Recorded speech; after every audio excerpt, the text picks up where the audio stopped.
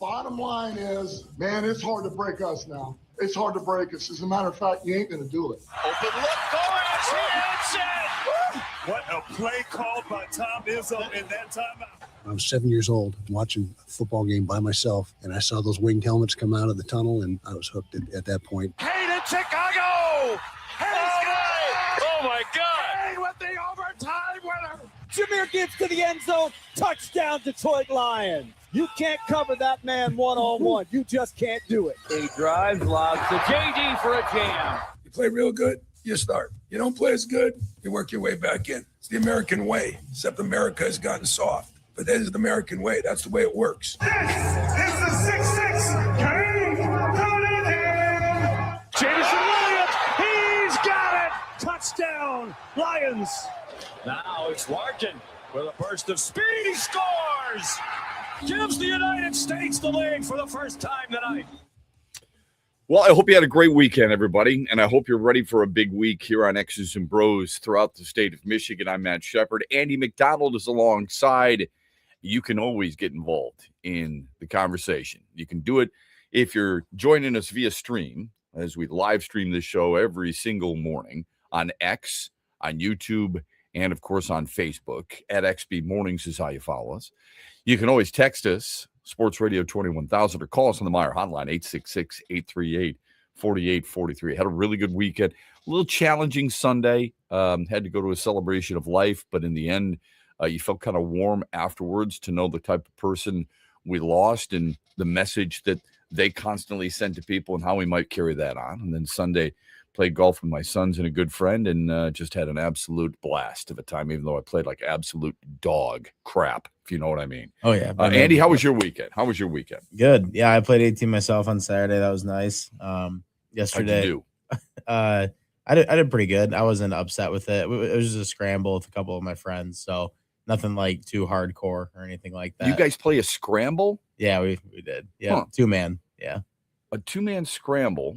So you pay for 18 and you play a scramble. Yeah. Okay. I think we just enjoy the team competition part of it sometimes instead of just playing our own ball all the time. But yeah, that's what we did. So okay, so you play best ball. Yeah. Everybody hits a shot. Yeah. But you're playing best ball. I Yep. got you. Yep. Okay. All right. So- Did you win? Yeah, we did. Yep. Good. We did. That was All right. that was definitely a good part of it. So good times. All right. Right. Okay. Very cool. Very cool.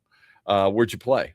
Cedar Chase, it's called. It's in Cedar Springs. Pretty nice course. I mean, for what they charge, it's definitely worth playing if you've never been there before. Yeah, I played Washtenaw, which I really like, and I don't know why I like it because every time I play it, I suck. But I like the course. There's a lot of trees. I think I like the course because it's pretty. It's very unique. I mean, there's very little room to pull up to the first tee. And the putting green is, I would say, I don't know, 10 feet away from the first tee. It's very strange, maybe a little bit more, maybe 15, 20 feet. So you tee off, which is great. There's trees everywhere. And my buddy told me they cut down hundreds of them a while back because he's played there more than I have. I think I've played there like 4 or 5 times. And like I said, I really enjoyed. I'm just terrible there. I find trees all the time. And I try to be responsible on certain holes, and it doesn't always end up that way. But it's a challenge, and it's a really cool course. So That's what makes you like it sometimes, though. I think that's what makes me like it. The challenge of I've got to be better. I played the worst round of the season yesterday, but I really enjoyed the time. I just their greens are tough. So their greens are usually, I don't know what they were rolling yesterday, but they're usually rolling at about 13. Wow.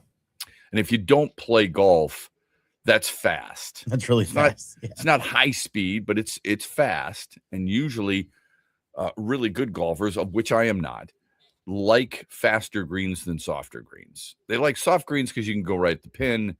They like fast greens for putting, right? I mean, I think that's the general rule, right? I would say. For me, and I try to make sure I focus on this because scoring. You ever notice the people who don't focus on scoring aren't the best golfers? For me, I try to hit the ball in the middle of the club. If I'm hitting the ball well, even if I happen to pull or something, so be it. Like I hit a couple of iron shots yesterday that I thought were really good and ended up like clipping a branch. I hit a couple of tee shots that just clipped a overhanging tree that was kind of embarrassing, but I smoked it, right? That's what I try to focus on if I'm not doing very well. You got to. And that's the trees are what make it tougher sometimes. Like at any course, really, I feel like if you got narrow fairways, that can be the hardest thing I think on a golfer. That doesn't play all the time like myself. Well, you play a lot, but you're still not that good. And that's how I feel. Especially if you don't always control the driver. Right. So. Right. Well, good. I'm glad you enjoyed it. I'm glad you had some fun. I hope your buddies enjoyed it with you. I'm sure they did. Ready for a big show that includes Mike Payton at 8:35. Mike Payton of A to Z Sports with covering the Detroit Lions.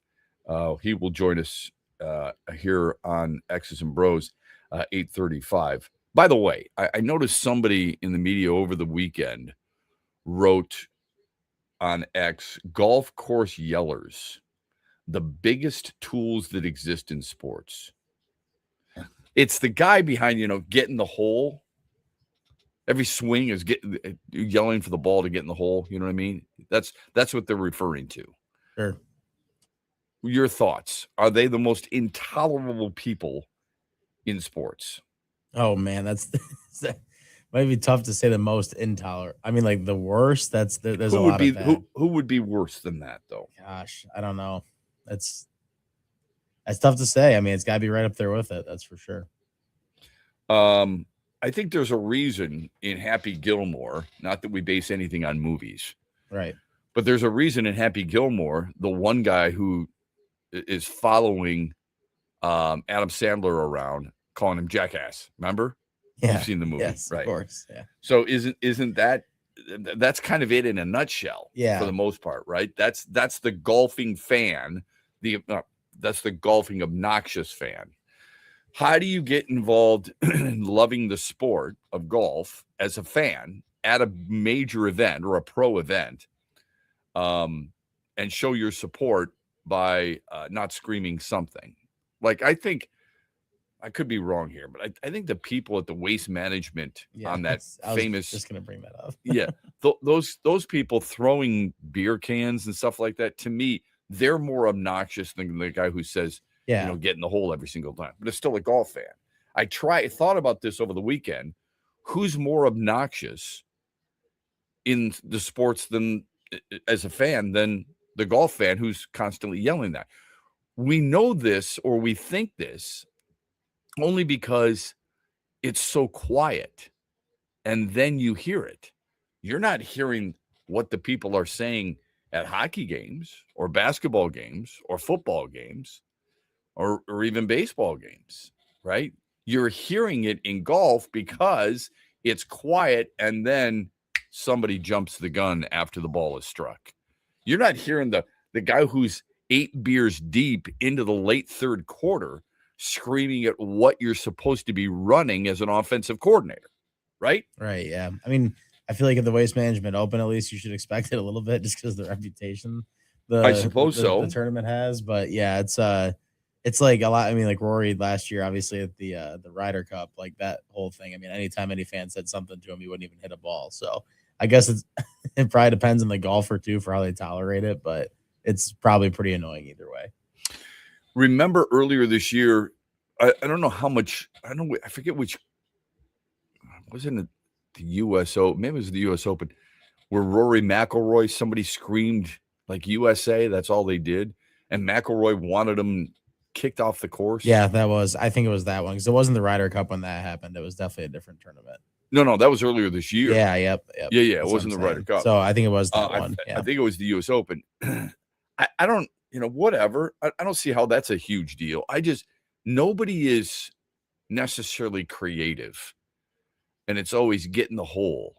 And it's just so old and boring, but obnoxious at the same time, if that makes sense. All right, we got to go over the headlines from yesterday. We'll get to the Tigers' victory, preview of the NBA Finals, Stanley Cup Finals tomorrow, the Memorial, the 50th anniversary, and a whole lot more. We'll get to that here on X's and Bros as we get rolling on a Monday morning here throughout the great state of Michigan on the Michigan Sports Network. Wake up, Maggie, Rod Stewart returns to Soaring Eagle Thursday, September 3rd. The Soaring Eagle Summer Outdoor Concert Series with special guest Richard Marx. Tickets start at $71 and are on sale now at the box office and etix.com.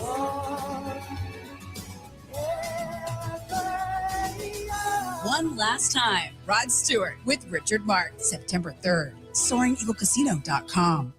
Huge here for the Michigan High School Athletic Association. You can stay up to date on the latest from Lansing 24/7 at MHSAA.com, at MHSAA on Twitter, and MHSAA on Facebook. The latest news, press releases, and stories connected to every high school in the state of Michigan, available for you 24/7 from the Michigan High School Athletic Association. Log on to MHSAA.com, at MHSAA on Twitter, and MHSAA on Facebook. And if you're looking for archive boys and girls high school sports, MHSAA.TV. That's MHSAA.TV. 24/7, everything you need to know about high school sports in Michigan. Log on to MHSAA.com. Where are you watching the Tigers this year? Superfly Hayes here for Detroit Sportsnet. Sign up like the Huge Show did with the Detroit Sportsnet Tigers Wings package. Subscription info at tigers.com and MLB.com. Coming up later today at 3 on the Huge Show on the Michigan Sports Network, I'll deliver huge opinions on everything you're talking about.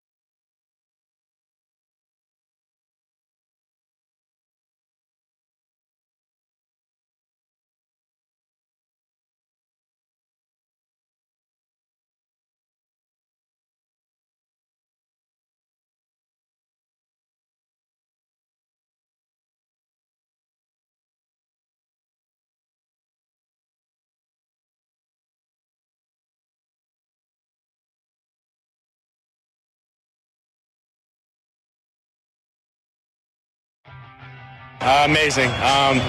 We've had some heartbreaking games this year, and I think we'll never forget the feeling of this. And we're going to keep fighting for games like this and just stay in every single game we can. That's Kevin McGonigal after his first career walk-off hit. Man, what a kid he has been. Incredible. Detroit wins the series from the Mariners. So as challenging as May was, 6-22, as frustrating as May was, adding to the frustration was the fact that they didn't play very many what we thought were good teams at the time. When you see Chicago on the schedule, you're like, okay, that should be a series win. I don't look at it like you should win every game. I think that's not logical. But winning series against certain teams, the Mets, who were struggling, absolutely. I guess the Mets could have said the same thing about the Tigers. We should win that series. As a Tigers fan, you're looking at the Boston Red Sox and you see how much they struggle. You think we should win that series. We shouldn't get swept, right? Okay. So May was frustrating from that sense. Big. You look at June and you're like, how the hell are you going to turn it around and go 22-6 when you open with Tampa and then you get Seattle coming to town? And what do? They sweep Tampa. They win 2 out of 3 against Seattle. The total runs scored between Detroit and Seattle over the weekend was 12-11 in favor of Detroit. That's how close it was. I think Seattle's got the best starting pitching in the American League, and yet Detroit was able to win. Scored 7 in game 1. They got shut out in game 2. Okay. And then they got to Andres Munoz, who's got 5 blown saves, I might add. So we talk about Will Vest and the problems there. We talk about Kenley Jansen and the problems there. Seattle is viewed as a contender in the American League. Am I wrong? I don't think so. Oh, no, you're right. That's for sure. Okay. That lineup, yeah. And they don't even have Cal Raleigh right now. Right. So with that said, you look at it from that standpoint, Seattle's back into the bullpen is a question mark, right? You would think so. I mean, a guy's got 5 blown saves. He's got more than Kenley Jansen. In the 9th inning, what does he do? He walks. Like if you were a Seattle fan, what are we saying? You walked a 165 hitter? Yeah, I can't imagine. And then what did you do? You walked a 178 hitter? And then you get Matt Vierling pitch hitting. Fortunately for you, I mean, he almost hit him on the first pitch. Fortunately for you, Vierling, for the Tigers anyway, hits a slow bouncer to third. If that's hit harder, that's a double play. Game over. Instead, he hits a slow roller to third, and grounds out, moving both runners up to second and third. This was my question. Do you automatically intentionally walk Kevin McGonigal? Yeah, I think they had to be thinking about it. Yes. Look at it this way. Gleyber Torres was up next. He had struck out 4 times in game 2. He had struck out 2 out of 4 times on Sunday. It was a righty on righty matchup. For some reason or another, it's always, if there's lefty on lefty, managers do something about it. Righty on righty, not so much. Why? Because they're more used to seeing righties, I suppose. Because more people are right-handed. You have more right-handed pitchers than left-handed pitchers. Anyway, I'm thinking to myself, would you put McGonigal on here? I'm looking at it from a Seattle standpoint.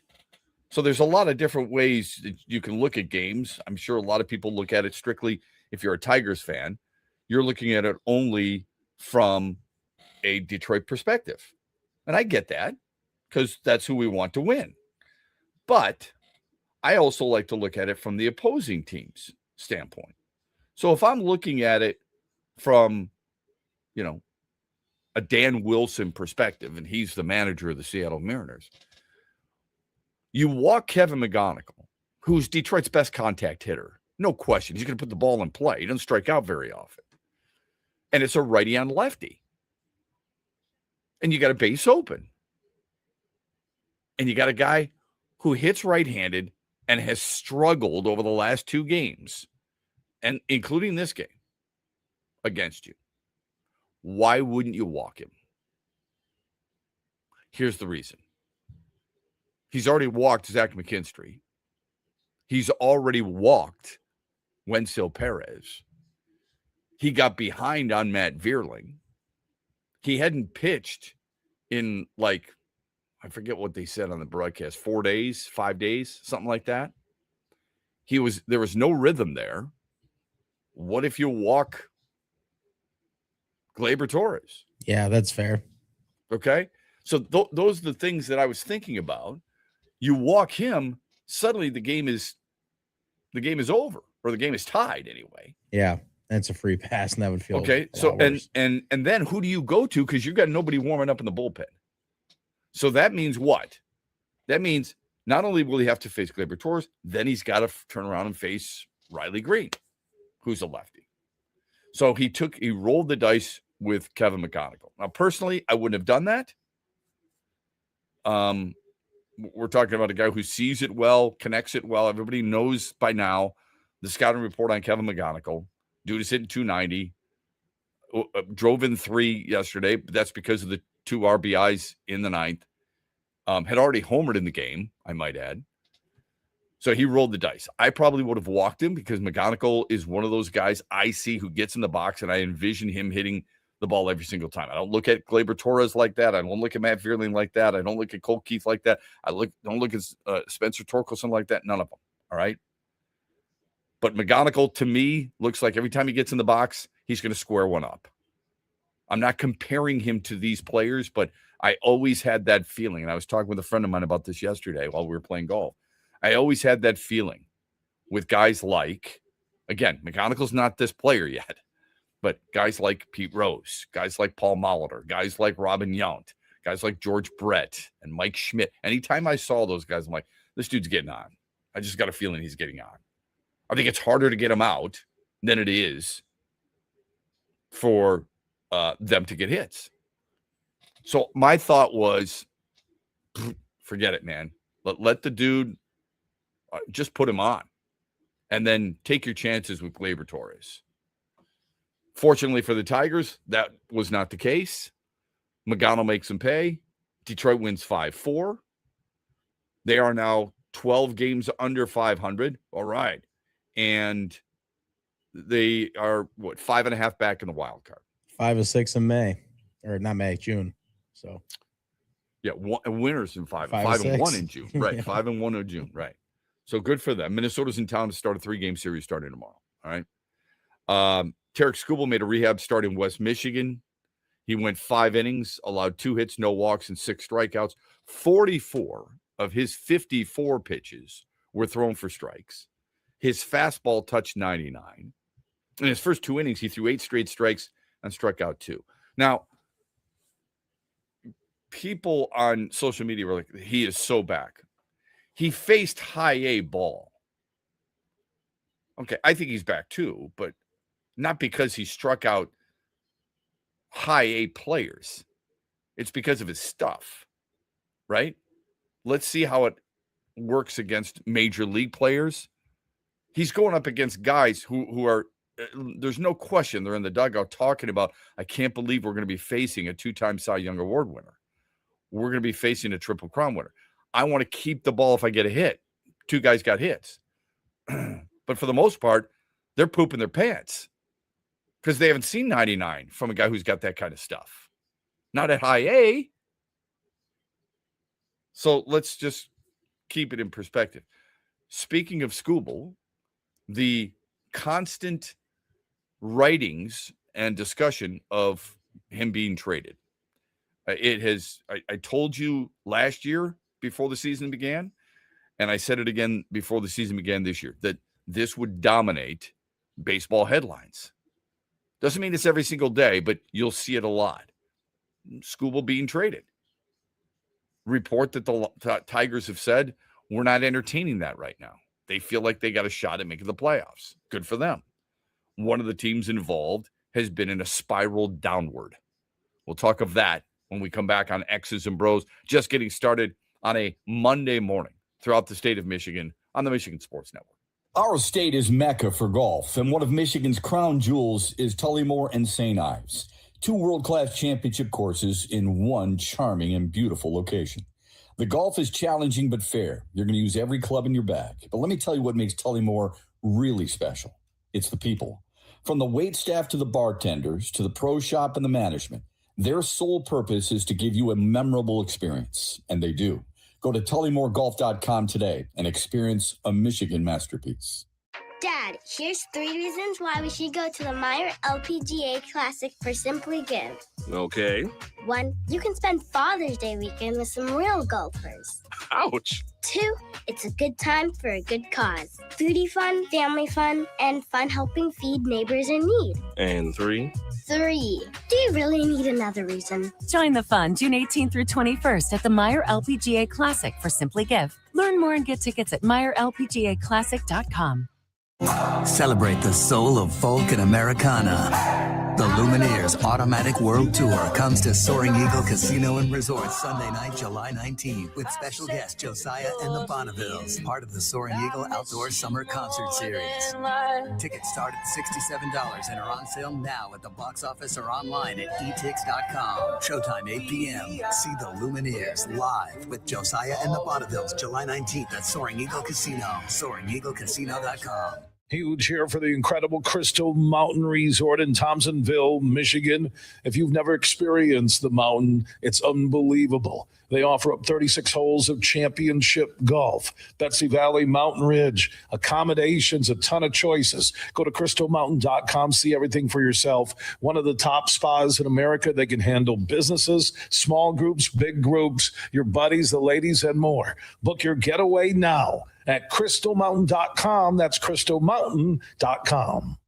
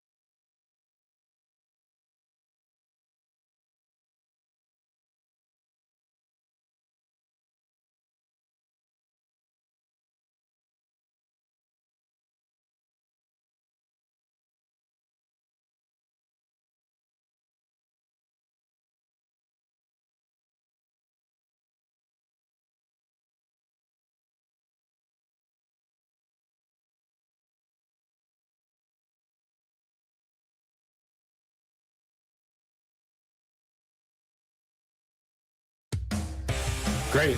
I really hope that gun out there isn't right, because that means I'm throwing slow. So,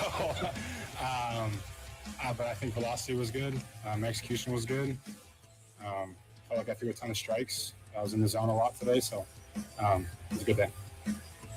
That Tarek Skubal talking with a friend of ours, Jack Doles, Wood TV, Channel 8 there in Grand Rapids, about his performance yesterday at LMCU Ballpark. And a guy who is very appreciative of how many people were there. He said afterwards, it means they care about me and I care about them. Somebody asked him if he noticed how much the tickets were going for. And he said, yeah, I noticed that. So that's pretty observant. I give him credit for that. Yeah, no doubt. Now he by little snippets, if you pay attention to little things that athletes say, and him saying that, they care about me, I care about them. I know it's a very cynical world we live in. It's unfortunate, but it's true. And I'm as guilty of it as you can be. But there are things that Tarek Skubal, not that he's done. Okay, let's not get too hyperbolic where he's, sitting courtside and talking with Izzo, wants to go to, a football game and have a picture taken with Dan Campbell, wears a Red Wing sweater and blows a horn and all that other stuff, okay? Hi, Cade Cunningham. I'm sitting courtside. I've got money. They're probably comp tickets like I don't, like I need comp tickets for making $32 million a year. But let's take a picture so everybody knows how much I love it here. But there are, forget those for a moment. But you must admit, there are certain things that he says. I don't think you script this stuff. I think this is pretty spontaneous for the most part. It does seem like he enjoys it here. And I'm not saying just here as in the Tigers. We're talking about all the way down there. If he were a Tiger next year in Lakeland, seeing some of these dudes, he's the kind of guy, Tarek Skubal is the kind of guy who would make sure they felt comfortable. And when a guy makes as much money as he does, doing something for that clubhouse, doing something for that team is really important, and he has done that. So kudos to him, and happy that things went well for him and for the Tigers. I mean, yeah, I think being a 7th round pick like that probably gives you, I mean, just to make it to where he's made it to pitch and, play at the level that he is and as good as he's gotten, I feel like he definitely care. That's why I think some of the things he says, like you said, it's not all scripted, because I think he definitely has a deep care for the organization because they gave him a chance. It seems like it. Unless just to be clear, he was a 9th round draft. 9th round pick. Sorry. Yeah. He originally was a 29th round draft pick. Yeah. He was a 29th round draft pick by the Arizona Diamondbacks. Stayed at Seattle University where he was going, re-entered the draft. So a 29th round pick in 2017, re-enters the draft in 2018. That's the way it goes in baseball. You can do that. And then he was a 9th round pick. And they just rocketed through the farm system. A farm system that at one point, I remember being in Lakeland seeing Franklin Perez, Tarek Skubal, Casey Mize, Matt Manning, and talking with members of the scout team, who's going to be the best of those 4. Manning, a 1st round pick. Mize 1st overall. I think Manning was 9th overall. Skubal 9th round. Franklin Perez, the gem of the Justin Verlander trade with Houston. And we always say what many scouts and front office people have always told us: if you've got 10 pitchers in camp, you'll be lucky to get 1 or 2 out of those 10. Make it to the major leagues and stay there. Well, Mize has made it and stayed, even though he's been hurt, and Skubal has made it. Franklin Perez, over. Manning, over.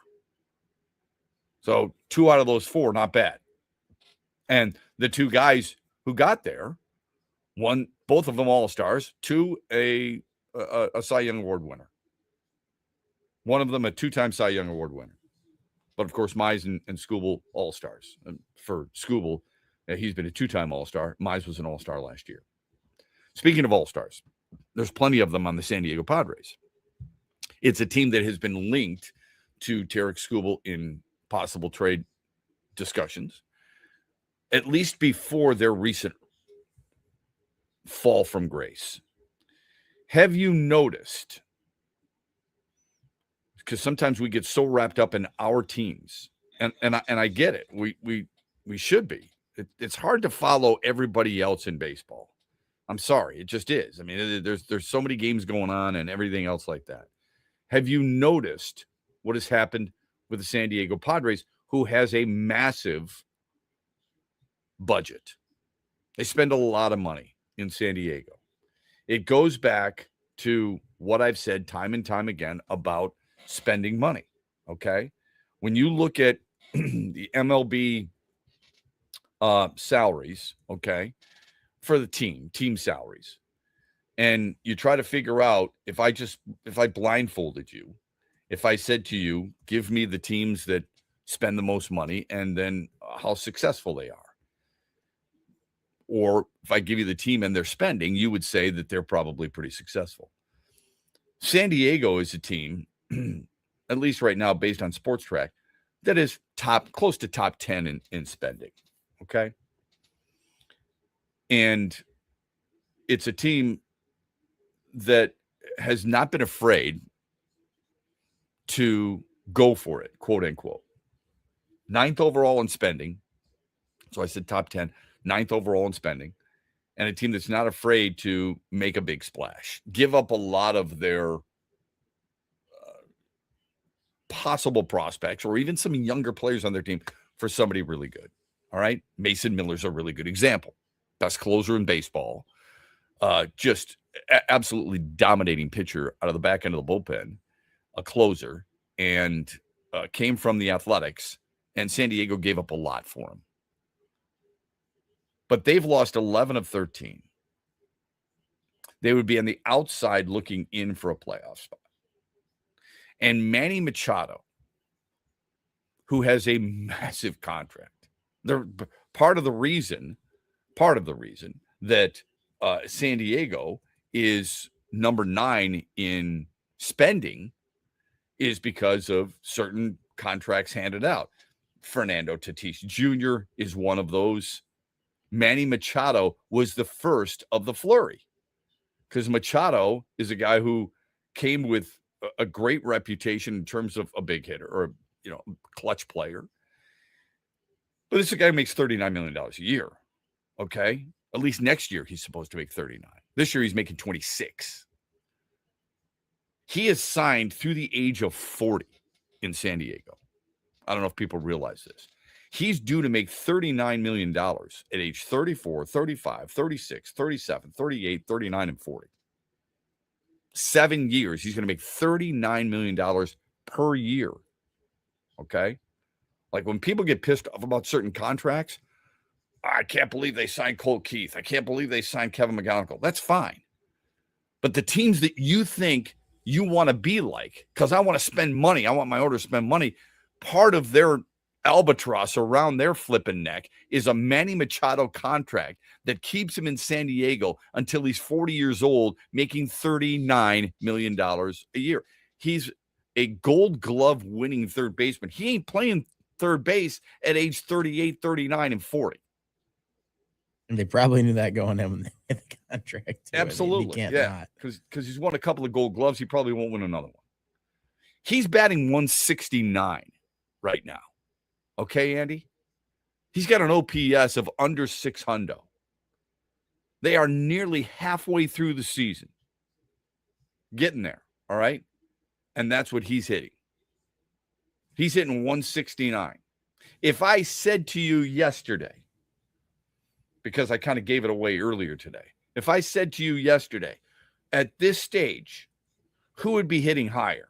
Wenzel Perez, Spencer Torkelson, Cole Keith, or Manny Machado? If I said to you, Matt Vierling would have a better batting average than Manny Machado. If I said to you, Manny Machado was slightly better, 169 to 165, than Zach McKinstry. You would laugh in my face. Yeah, with how bad McKinstry's been this year. I mean, Yeah. you would think that. Yeah. But that is the case. That's what we're looking at.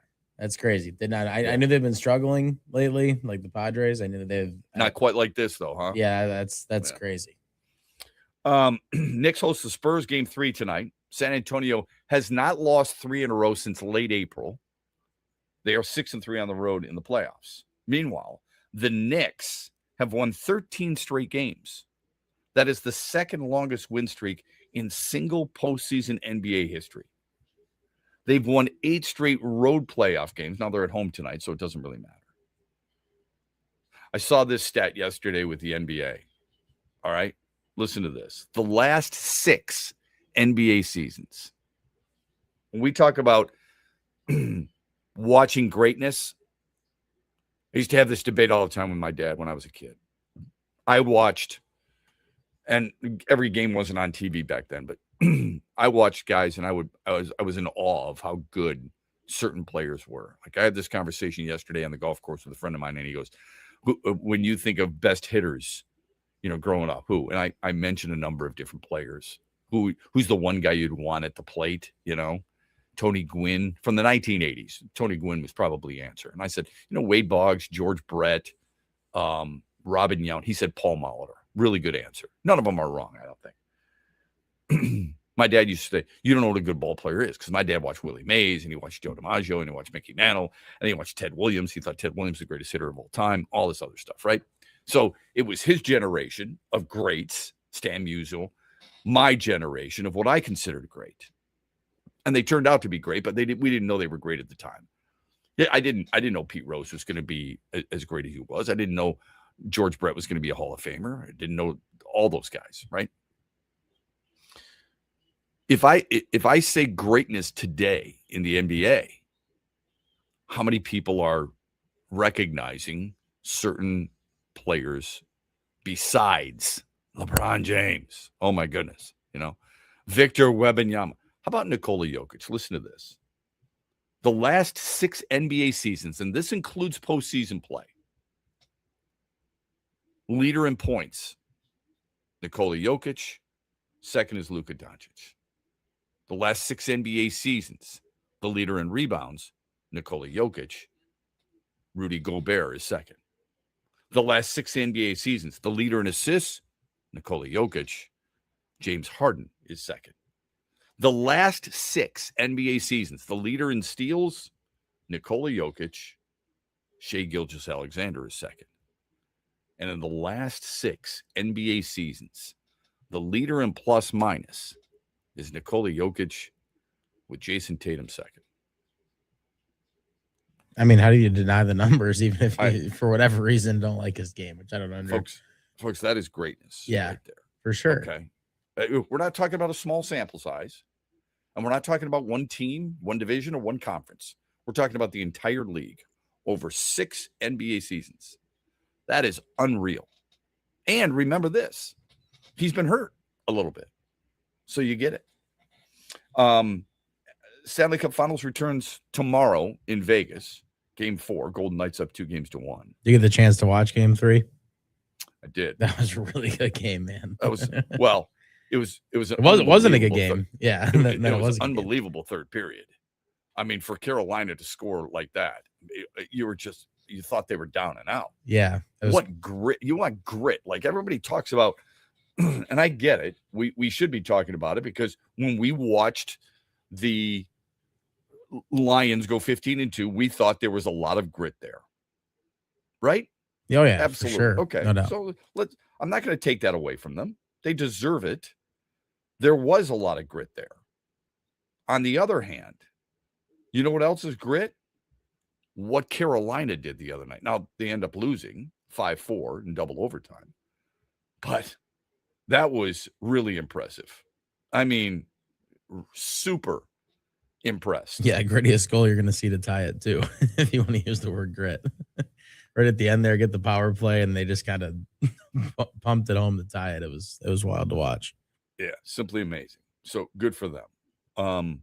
But when you look at it with this whole Stanley Cup Finals and who's going to win and trying to guess which way it goes. I mean, who would have thought Vegas would have done what they did early on?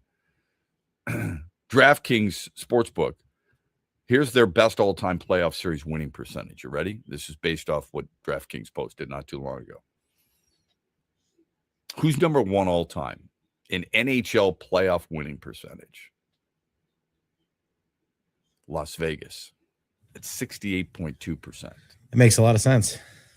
Then Edmonton, Florida Panthers, Tampa Bay Lightning, Montreal Canadiens. That's incredible. Would not have guessed that. No. But if you look back at it now, they've been around for 9 years, and they're playing for a cup for a third time. That's incredible. Meanwhile, Connor McDavid, speaking of incredible, again named the Ted Lindsay Award winner, given annually to the best player voted on by his peers. He led all scorers with 138 points. He and Wayne Gretzky have more Ted Lindsay Awards. Used to be the Pearson Award. They changed it to the Ted Lindsay Award, which is awesome. They have more Ted Lindsay trophies than any other player in history. Each of them have 5, and each of them, of course, played for the Edmonton Oilers. Did you see how they presented it to Connor McDavid? I did not, no. Yeah, his mom and dad, McDavid was playing golf with some friends and his wife, and the NHL had it scheduled where the mom and dad, it was being filmed, rode up in a cart, and McDavid was like, what the hell's going on here? And they give him the trophy. That's really cool. Right in the middle of the golf course, which is cool. Yeah, who would have thought? You saw that Andrei Vasilevsky won the Vezina, right? Yep. Okay. Did you see how they presented it? Did not. So he was in working out. I guess he's as regimented as any athlete they've ever had. So he does his workout. He does it the same way, parks in the same spot, all this other stuff, right? I don't know how they got into his car, but usually players leave their keys with somebody at the gate in case it ever has to be moved. It's not like they take their keys in. It's not like you and I going to the gym. We got to keep our keys and we put them in a locker. So they put the trophy in a big black bag and put it in the passenger seat. And then they had police come in when Vasilevsky was coming out. They had the police say, is this your car? We've had some break-ins recently. We're worried about stolen merchandise.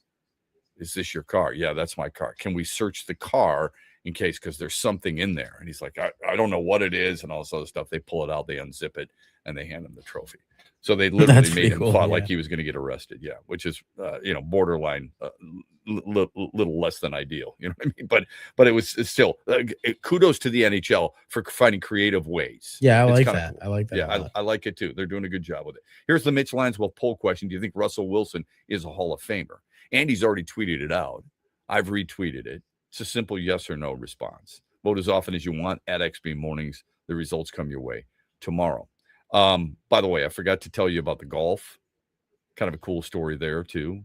The 50th playing in the Memorial goes to a second playoff hole, and JT Poston pars the second playoff hole while Ryan Gerard bogeyed. The first ever Memorial needed a playoff too. How ironic is that? It was a 3-hole playoff between Hale Irwin and Roger Maltby. This time on the 50th anniversary, a double playoff hole. Really fun watch. All right, when we come back, let's dive into some Tigers. After a nice win yesterday, Kevin McGonigal continues to shine. This hour has been brought to you by Mitch Lanswell. Huge here for my good friend Josh Garvey and the team at Dorn Mayhew, West Michigan, one of the world's top accounting, CPA, and business firms. Their worldwide headquarters are in Troy, Michigan, on the east side of the state. And Josh and his team connect with all the sports fans and businesses across Michigan. They bring you John Beeline on the Huge Show. They bring you Lomas Brown during the Lion season. They are a top shelf team when it comes to growth and understanding what their clients need. And mix in when we do the Beat Huge contest or the NCAA March Madness brackets. Thank you, Josh Garvey, for what you do for the Huge Show and the Michigan Sports Network. Simple and easy. Just find Dorn Mayhew on all the social networks or just Google Dorn Mayhew and find out how they can help your business. And again, a special thanks to Josh Garvey and the Dorn Mayhew team in West Michigan. Farrah's Coffee has been family owned and operated for over 100 years. Its popular Den Blend and Dark Roast is more than coffee and more than the official coffee of the Detroit Lions. It's a call to rise. Farrah's Coffee and the Lions are the perfect match. They embrace those who show up early, cheer loud, and never back down. Den Blend is perfectly roasted in Grand Rapids and provides the ultimate fuel for fans who wake up and roar. Whether you're tailgating at the game or cheering from your couch, Den Blend is your go-to coffee for your game day ritual. Coming up later today at 3 on The Huge Show on the Michigan Sports Network, I'll deliver huge opinions on everything you're talking about. Celebrate the soul of folk and Americana. The Lumineers Automatic World Tour comes to Soaring Eagle Casino and Resort Sunday night, July 19th, with special guest Josiah and the Bonnevilles, part of the Soaring Eagle Outdoor Summer Concert Series.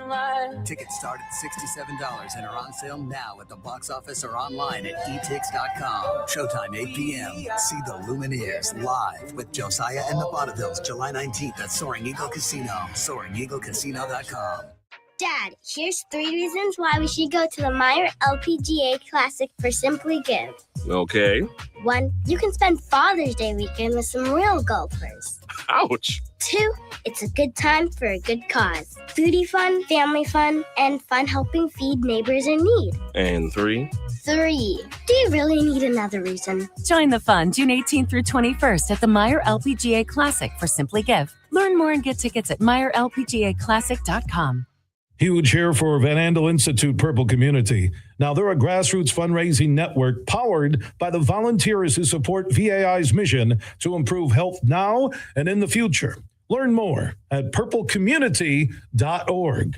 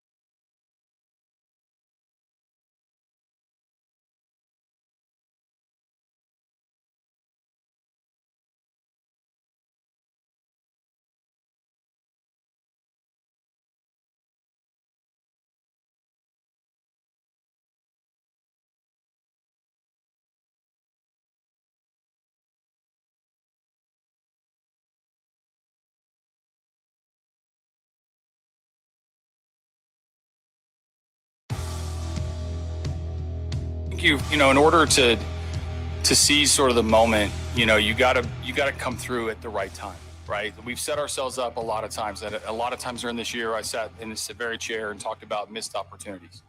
You know, what's not a missed opportunity is a hit at the right time, or a walk at the right time, or the hit by pitch. I was on the wrong side of it when Emerson got hit, but it's something positive in your favor when you're up to bat, to where you don't talk about the things you didn't do, or you don't talk about the left on base. You're talking about the celebration. And that's a very, very small difference, but it makes for a much different off day.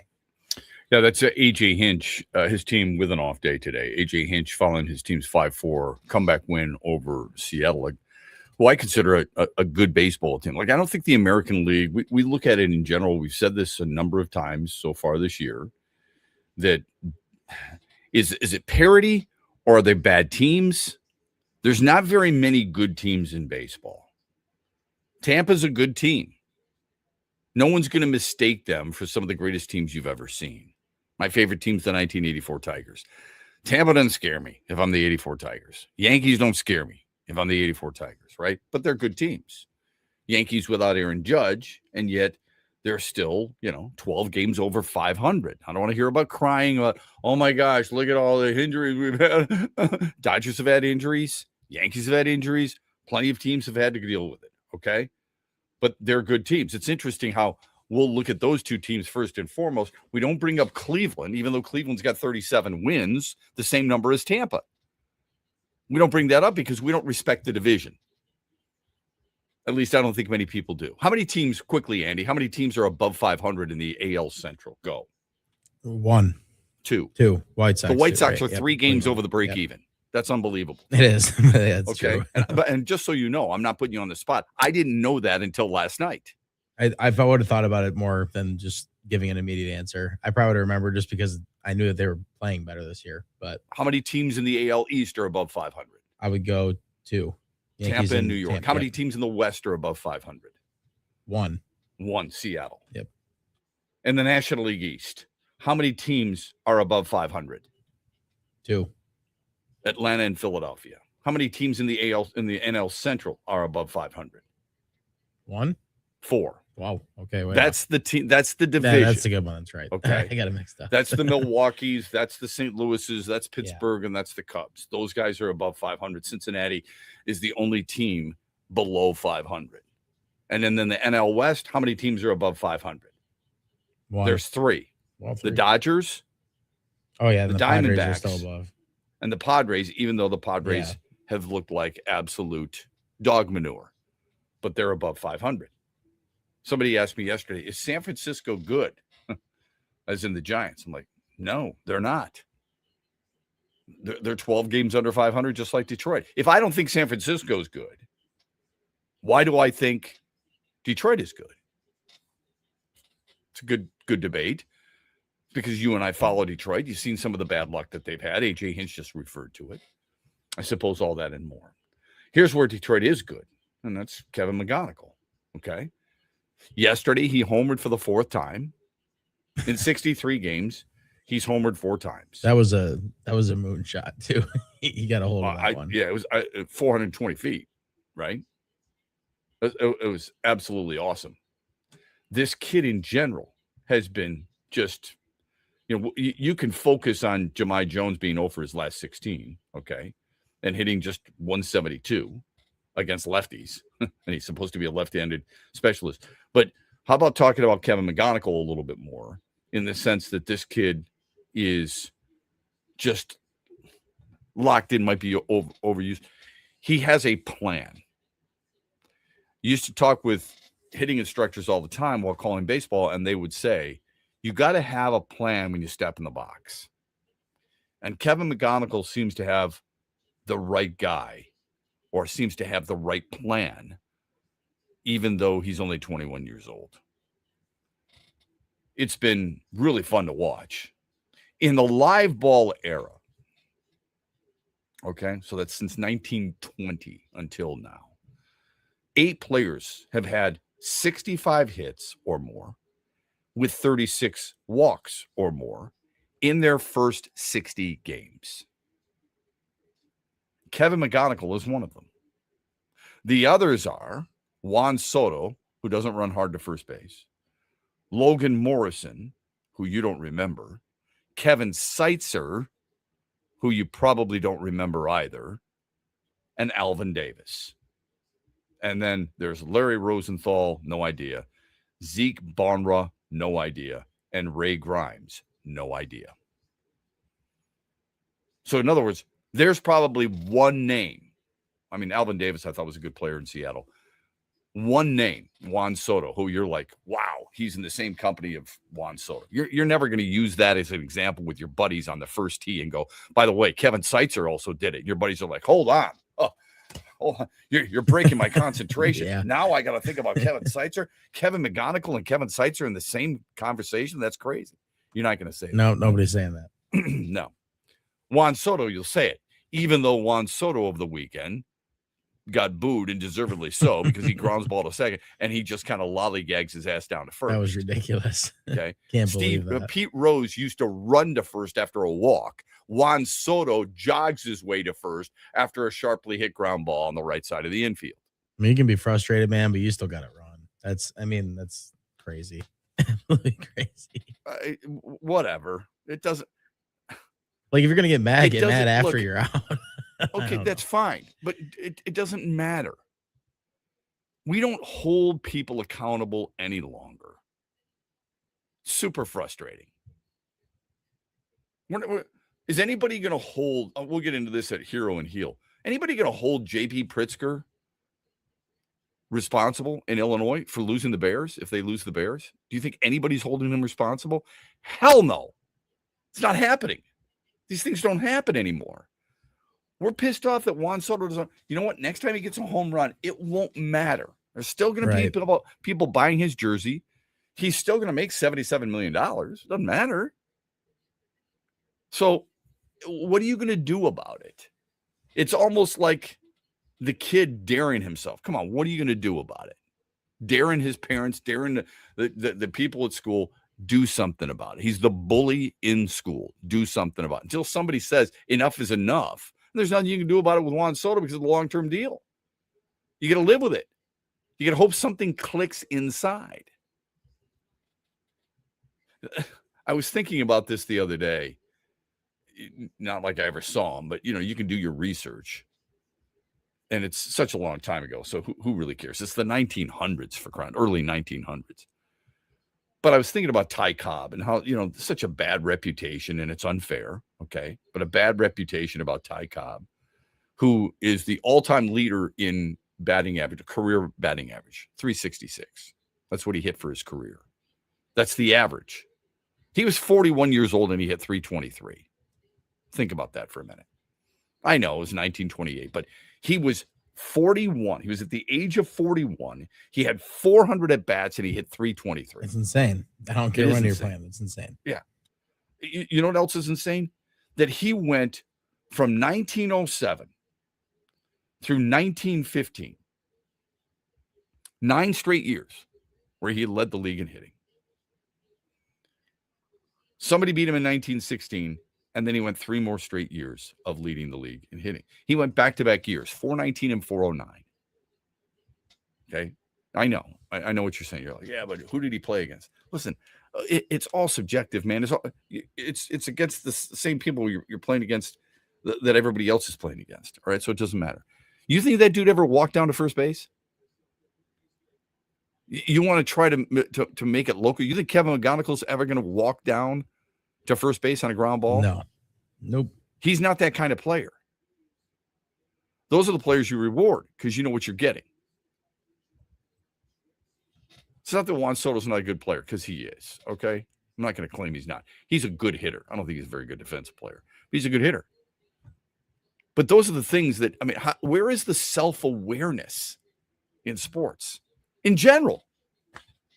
Look at Lewis Hamilton, the race car driver. He's worth over $500 million. Does a podcast the other day. He says, I don't understand how we got to redistribute wealth. Dude, you live in Monaco, so you don't have to pay any taxes. You date a woman who's worth over $1 billion, and Kim Kardashian. Shut up. Juan Soto, run. It's not that hard. Okay, when we come back, we'll do Mondays with Mitch. Mitch Lyons joins us on the other side here on X's and Bros. Stay with us. Huge here for the Carmody brothers and all the Buffalo Wild Wings locations in Michigan. They have some huge deals happening every week. Buy one boneless wing, get one free every Thursday. They also have their bottomless appetizers. Groups can get bottomless apps starting at $9.99, and they also have the Pick Six meal for two. Get 2 entrees, 2 sides, and 2 drinks starting at $19.99. That's happening at all Buffalo Wild Wings locations in Michigan. Huge deals every week. The stock market goes up and then it goes down. It's fine while you're saving for retirement, but as you get closer to retirement, it can cause stress. Mitch Lyons here, founder of Mitch Lyons Wealth. In my NFL days, this season could be a real roller coaster and a lot of fun, but roller coasters in retirement aren't as much fun. Do world events have you wondering if your retirement is safe? Will your money last even if the stock market were to take a dive? Have you had your retirement account stress tested to see what kind of risk you're actually taking? Let's not leave your retirement to chance. Hope is not a plan. Contact the pros at Mitch Lyons Wealth today and put us to work for you. Let's ensure your plan works even if the stock market doesn't. Text PLAN, P-L-A-N, to 844-867-8335. That's PLAN to 844-867-8335. MitchLyonsWealth.com, your best game plan to protect, grow, and win retirement. Investment advisory services are offered through MLW Advisory Services, LLC, DBA Mitch Lyons Wealth, a registered investment advisor. Where are you watching the Tigers this year? Superfly Hayes here for Detroit Sportsnet. Sign up like the Ute Show did with the Detroit Sportsnet Tigers Wings package. Subscription info at tigers.com and MLB.com. What's up, Michigan? You're listening to Shep. Don't forget the Huge Show later today at 3 on the Michigan Sports Network.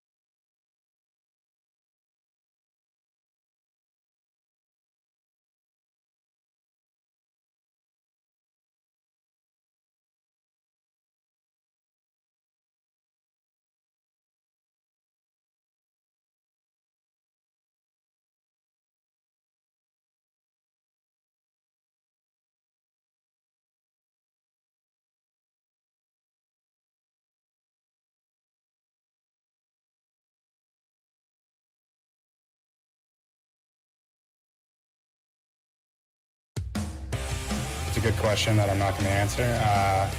There's a plan in place. I need to wake up and feel better, feel good tomorrow and have a good week of work, and then we'll make that decision when we need to make it. But it doesn't really do me any good to tell you guys when I'm pitching next. I need to make sure that I bounce back from this one really well. It's Tarek Skubal. It doesn't look like he needs a bounce back at all. That's Mondays with Mitch. It's Mitch Lyons Wealth joining us here on X's and BrO's. He does it every single Monday, and we're looking forward to the visitation with Mitch Lyons coming up here for sure. And just a reminder, you can go to his website, MitchLyonsWealth.com, or call him today, 866-85-STEEL. Sign up for the free newsletter. Pick up the book, Retirement of Steel, providing people with retirement advice. Got a digital copy for free on the website. He's also the featured expert in the documentary Retirement Deception. That's a film protecting you from the deceptions of retirement planning. And there's a free streaming code there. And if you go to the website right now or just call them, you'll get their Roth blueprint offer. You can speak with somebody right now, the pros there at Mitch Lyons Wealth, to see if a Roth conversion makes sense to you. All right. He sponsors our poll question every day. We've got one right now. Do you think Russell Wilson is a Hall of Famer? Yes or no? And he joins us here on X's and BrO's, as he does every Monday at 7:18. Mitch, hope you had a good weekend. How are you, my friend? Had a great weekend, Shep. Got to watch Scoob pitch at the West Michigan White. Yeah, what'd you think of that? How was that? How was the atmosphere there?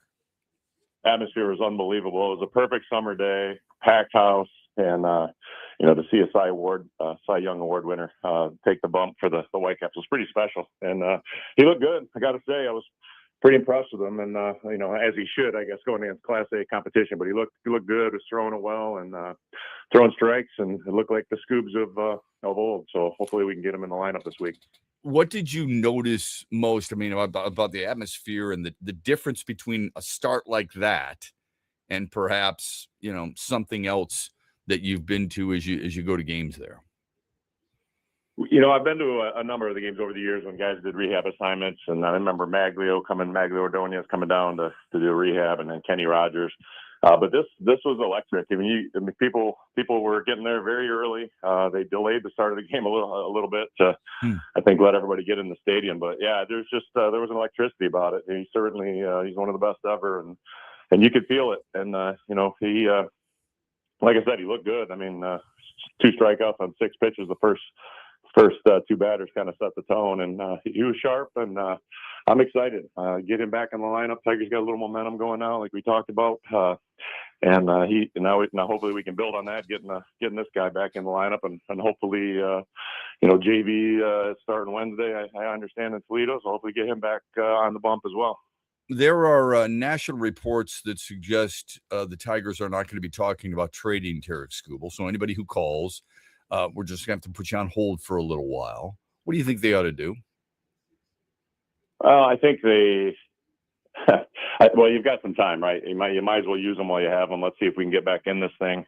If we're not within striking distance, I think if they're in it, Shep, you gotta hang with them. You only get so many opportunities to get in the playoffs and win a championship. And clearly, with Tarek on the hill, 2 out of 5 games, or 2 or 3 out of a 7 game, you've got a chance. So if they're anywhere within striking distance, I wouldn't be surprised if they hung on to them. Now, if they're out of it, you can hold off and let people bid against each other, I guess, to get his services. But they're kind of holding the cards at this point. But hopefully we can keep the momentum going, get back in this thing, and maybe have a special year. Okay, but then it begs this question. So there's a couple of questions. How long do you wait? How far do you have to be back? And do you really think the way this team is made and constructed that they can win a championship? And what makes you think that, knowing that they are 12 games under 500 right now? I hold on to last year, Shep. I mean, they couldn't have finished the year worse than they did last year, but they were able to get in. And if you can get in and you've got great pitching and you can get some timely hitting, anything can happen. It's a short season when you get into the playoffs, and you never know. And the fact that all of a sudden, sans the shutout Saturday, they've hit the ball pretty well the last 6 games. when you're getting Torres back, getting Carpenter back in there, and McGonigal continues his hot hitting. And, you never know. I mean, maybe I'm being too positive on this team, but it's just such an up and down season. It's a marathon, not a sprint. And I think if they can get the guys back in, I mean, Melton's looking good. Scooble's obviously Scooble. If you get anything out of JV the rest of the way, I think this team could turn it around. And it's just a little different vibe when you come in the locker room, come on a winning streak. Than when you've lost, 7, 6, 8, 9 in a row. It's just a different vibe, and you start getting that positive mo and a little bounce in your step, and everybody's seeing the ball a little better and believing, and they can turn the season around. Yeah, I hope you're right. I do. I am very cautious when it comes to this because you don't want to get too hyperbolic about the losing, but you sure don't want to do it after just a couple of series in the month of June either. But I mean, even before the injuries, they were roughly a 500 team.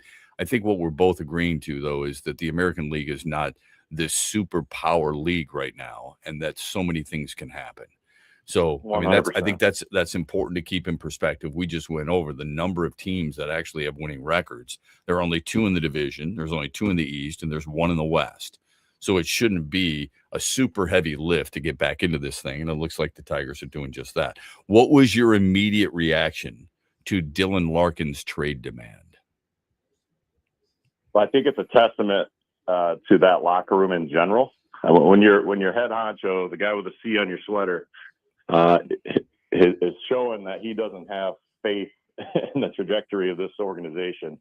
That says a lot to me, Shep, and it goes far beyond Dylan Larkin. It's like, geez, where is the confidence in Steve Yzerman from that locker room?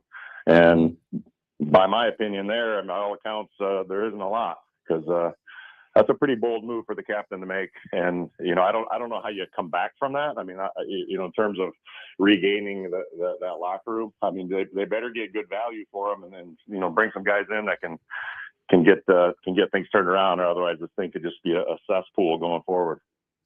Russell Wilson, who's won a Super Bowl and has had put up really impressive numbers, has decided to retire. He's going to work with CBS as an analyst. Do you think he's a Hall of Famer?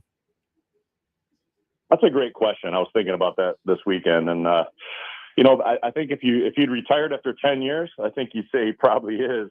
But you add on the last 4 kind of nondescript years and, less than even good years. I don't know. That's a great one. And the other thing is, if you think about it, if they had won that Super Bowl when they should have, handed off to Marshawn Lynch at the 1-yard line rather than, throwing a slant and getting it picked, this probably isn't even a conversation. I mean, how many 2-time Super Bowl winners have not made the Hall of Fame? And, but I think it's 50-50, honestly. I mean, off the cuff, when I first thought about it, I thought, he's probably not. But then you look at his first 10 years, and I mean, he was pretty unreal and consistently good. And, I remember back to the 2011 Big Ten championship game when he ripped the hearts out of Michigan State fans and that great all-time classic Big Ten final against Kirk Cousins and the Sparties. That's a really good point. And obviously, Jim Plunkett's not in the Hall of Fame, and Eli Manning. Those are the 2 that come to mind for me. Joe Theismann, I don't believe, is in the Hall of Fame, and I think he's got a couple. We're talking about guys who've started. So will Jalen Hurts be in the Hall of Fame? It's a good question. One more for you before I let you go. You played games at Soldier Field. Thursday, the board of directors of the Bears voted to advance the stadium development in Hammond, Indiana. As a traditionalist, how do you feel about that? Well, I don't get a real sense of excitement saying, hey, kids, let's pack up the van and let's go to Hammond, Indiana to watch the Bears play. It seems so surreal to me. It's one of the original teams of the NFL. And to not be playing in Chicago just kind of seems surreal. I mean, I was down there last year for the Steelers-Bears game, and just a cool place, man. There's just so much history there. And to move it, 30, 40 miles southeast into Indiana just seems very strange. It's the world we live in. Money wins. And, I don't know all the politics involved and what's going on with that, but it's unfortunate. I'd like to see that stadium stay downtown, but we'll see what happens. It's not a done deal completely, but it's not looking good. It's incredible. The tradition just doesn't seem to matter much, not only to organizations, but also to cities. City leadership is a big deal, and state leadership is a big deal in this whole thing. Mitch, always a pleasure, my friend. We'll talk soon, okay? All right, buddy. Go Tigers. All right. Hopefully keep the Big Mo going. Amen to that. That's Mitch Lyons from Mitch Lyons Wealth and MitchLyonsWealth.com. We're back with more after this on X's and Bros. Farrah's Coffee has been family owned and operated for over 100 years. Its popular Den Blend and Dark Roast is more than coffee and more than the official coffee of the Detroit Lions. It's a call to rise. Farrah's Coffee and the Lions are the perfect match. They embrace those who show up early, cheer loud, and never back down. Den Blend is perfectly roasted in Grand Rapids and provides the ultimate fuel for fans who wake up and roar. Whether you're tailgating at the game or cheering from your couch, Den Blend is your go-to coffee for your game day ritual. Our state is Mecca for golf, and one of Michigan's crown jewels is Tullymore and St. Ives, two world-class championship courses in one charming and beautiful location. The golf is challenging but fair. You're going to use every club in your bag. But let me tell you what makes Tullymore really special. It's the people. From the wait staff to the bartenders to the pro shop and the management, their sole purpose is to give you a memorable experience, and they do. Go to TullymoreGolf.com today and experience a Michigan masterpiece. Where are you watching the Tigers this year? Superfly Hayes here for Detroit Sports Net. Sign up like the Ute Show did with the Detroit Sports Net Tigers Wings package. Subscription info at Tigers.com and MLB.com. Celebrate the soul of folk and Americana. The Lumineers Automatic World Tour comes to Soaring Eagle Casino and Resort Sunday night, July 19th, with special guest Josiah and the Bonnevilles, part of the Soaring Eagle Outdoor Summer Concert Series.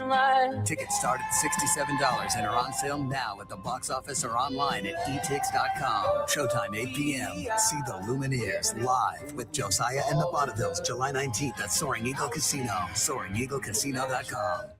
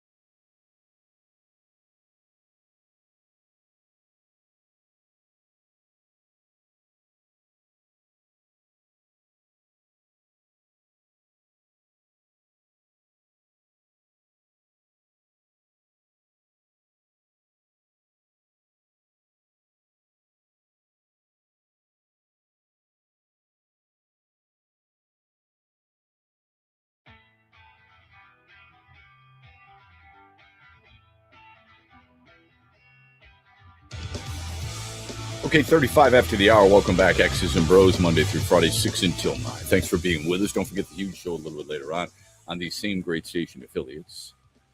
He will be on from 3 until 7, giving you his huge opinion, whether you're listening in Cadillac on WKAD, the Ticket 93.7 FM. Grand Rapids, it also serves Kalamazoo and Holland via 96.1 FM, The Game, WMAX. In Petoskey and Charlevoix, WMBN 104.7 FM, The Ticket, Northern Michigan. In Lansing, WVFN AM, The Score, 7:30 AM.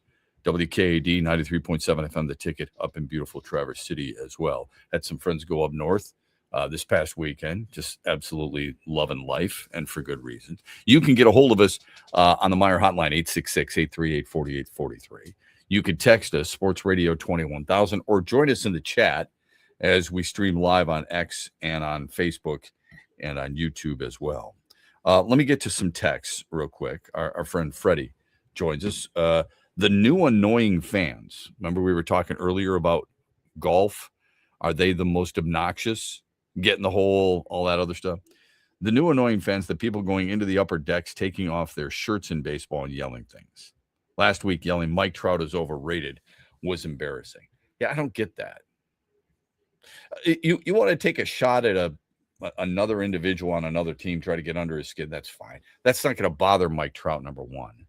I don't know how a 3-time All-Star and 3-time MVP, an 11-time All-Star, a 9-time Silver Slugger can ever be called overrated.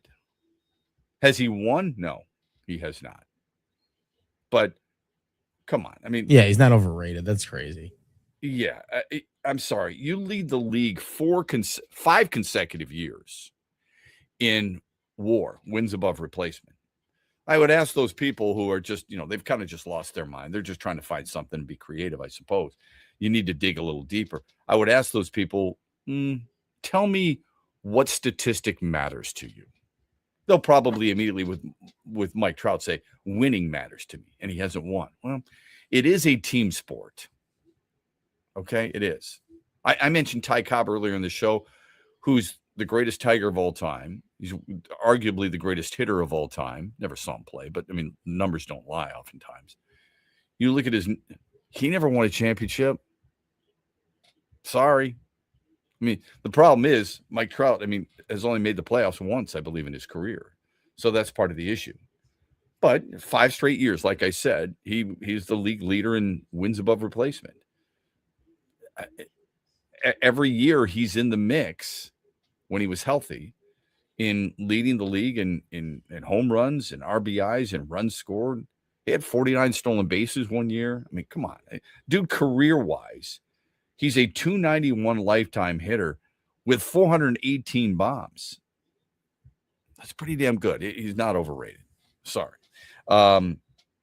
Fans turning the purity of baseball into a wrestling match. I'm not sure necessarily what that means, but probably just their actions. That's the way it is. I mean, that's just the way it's evolved in sports. I don't necessarily like it either. But on the other hand, I don't expect people to show up in suits and ties and hats either. It's completely changed. There's got to be a happy medium somewhere. Shep, this is a town that praised the Maglio signing. Saw him have one of the greatest statistical seasons ever in a Tigers uniform. His biggest hit ever, got this team into the World Series, then called him Singlio and wanted him out of town. Boy, that's a really good point. It's a really good point. Yeah, I think everybody forgets about after with him. Yeah. Yeah. When he got hurt at home plate, and at the time his contract could have been voided, and the team instead paid him. Yeah. That was under Mr. Illich. Give him a lot of credit. I've completely forgotten about that.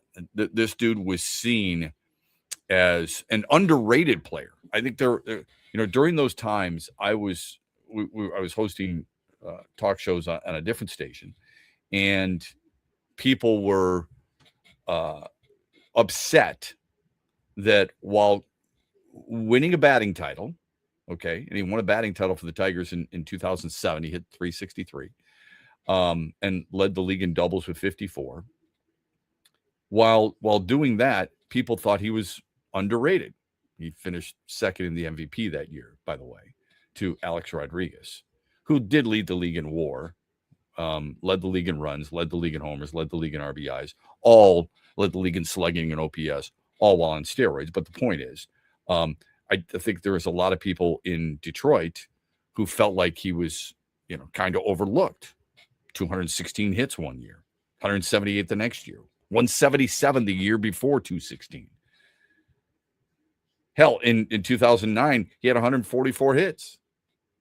And people started calling him, you're right, Singlio, because of the injury that he suffered. And probably unfair. Via text, Shep, Jim Plunkett better be in before Russell Wilson. Because that's the Mitch Lanswell poll question of the day. The Mitch Lanswell poll question, is Russell Wilson a Hall of Fame quarterback? It's a good debate right now. I mean, was he a trendsetter? Was he a guy who did something that not many people thought he could do? I think so. When you come out of Wisconsin, it's the third-round pick. The difference is, with a guy like Jim Plunkett, he was the number 1 overall pick. Of course, he won the Heisman Trophy at Stanford. He was the number 1 overall pick, ahead of Archie Manning, ahead of John Riggins, okay, ahead of Jack Youngblood, both who are Hall of Famers. Jim Plunkett was obviously an excellent quarterback at Stanford, but he went to New England right out of the gate and struggled mightily. Went 3-11 one year, 5-9. He was with the New England Patriots in 5 years. He was 10 games under 500. When he goes to the Raiders, he was really good, and he won a couple of Super Bowls. Then he ended his career with he went to San Francisco. I'm sorry. He went from New England to San Francisco, then to the Raiders. And he ended his career with the Raiders, where he was 38-19 and won a couple of Super Bowls. I don't know how you're going to look at it. Okay. Are you going to look at it like I don't think Jim Plunkett's a Hall of Famer, personally. I don't think Russell Wilson's a Hall of Famer. Super Bowls are important. I get it. Like I said before, I mean, there are certain guys who have gone to multiple Super Bowls and guys who have won multiple Super Bowls. Eli Manning is going to be a very, very polarizing player when it comes to Super Bowl votes. He beat 2 of the greatest teams of all time in the regular season teams of all time in the New England Patriots. Okay. 4 Pro Bowls. Does that matter to you? Probably not. He was the MVP, whether you like it or not. He was the MVP in both his Super Bowl wins. That's impressive. His big problem is he's a 500 quarterback, literally 117 wins, 117 losses. And he led the league in interceptions, 3 times.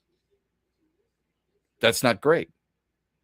When you throw 244 interceptions and you're giving the opposing team all that possessions, it's an issue. But he is a guy who's double-digit wins, 3, 4, 5, 6 times in his career for what that's worth. It is interesting how there's a lot of people who feel like Matthew Stafford is a Hall of Fame player right now because he's got an MVP. Eli Manning doesn't. But he's got 1 Super Bowl. Eli Manning's got 2. And Stafford wasn't the MVP of that Super Bowl. Manning was in his 2. It's a team game, man.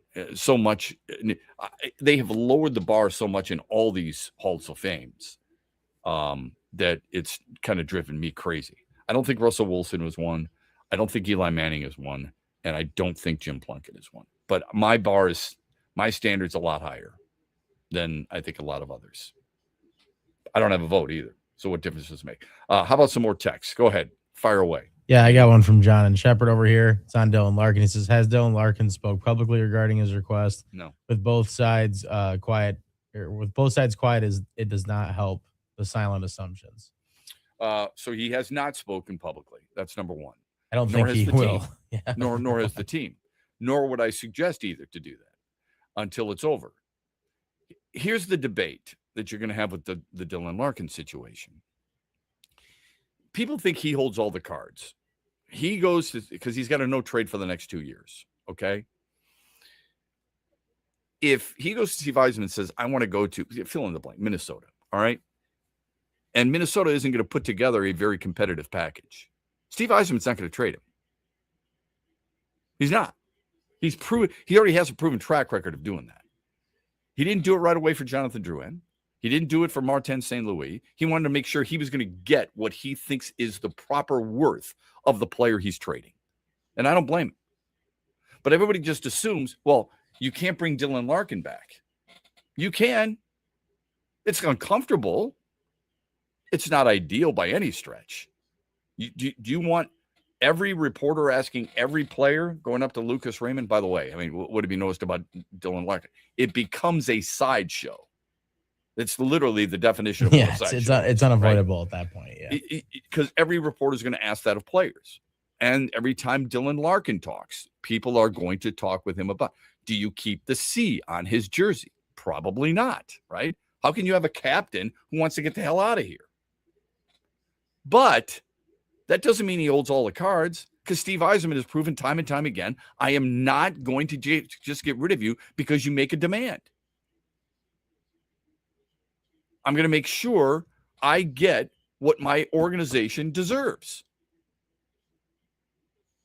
And if another team comes with a very competitive package and you don't want to go there, and you're going to veto, this is what I can't understand. People feel like, okay, Dylan Larkin holds all the cards. He's going to veto the trade to go to LA because the Kings could use somebody like him. Anze Kopitar retires. They want to fill the void with Dylan Larkin. I don't know if that's on his short list or not, but whatever. Let's just say it is. Dylan Larkin says, I don't want to go. Even though it's the best package out there. Steve Yzerman says, okay, you don't want to go, then you're going to stay here. But Dylan Larkin says, I want to go to this place, Minnesota, Tampa, Florida, and they're not willing to give it. Steve Yzerman, he can veto that. It's going to be a battle of wills. Yeah, I mean, between the two sides. Steve Yzerman is just going to say, you know what? You're going to have to deal with it. You're going to have to deal with your room. You're going to have to deal with your teammates. You're going to have to deal with your coaching staff. You're going to have to deal with the media. How much are you going to enjoy that? Probably not so much. So you're going to have to be able to work with us a little bit. And you could understand that too. Yeah, 100%. Where he's at right now, he has to get something back for this. Like what year is he in, Steve? This will be his eighth year. I think this is a career-changing moment. Yeah, it is. This is a franchise, not even a career, because Steve Yzerman's fine in his career. Right. Yeah. He'd get another job anyway, even though this has been an absolute disaster. He could talk his way into saying, hey, listen, this is what I did in Tampa. It was pretty good for Detroit, but here's some of the issues that we ran into. Okay.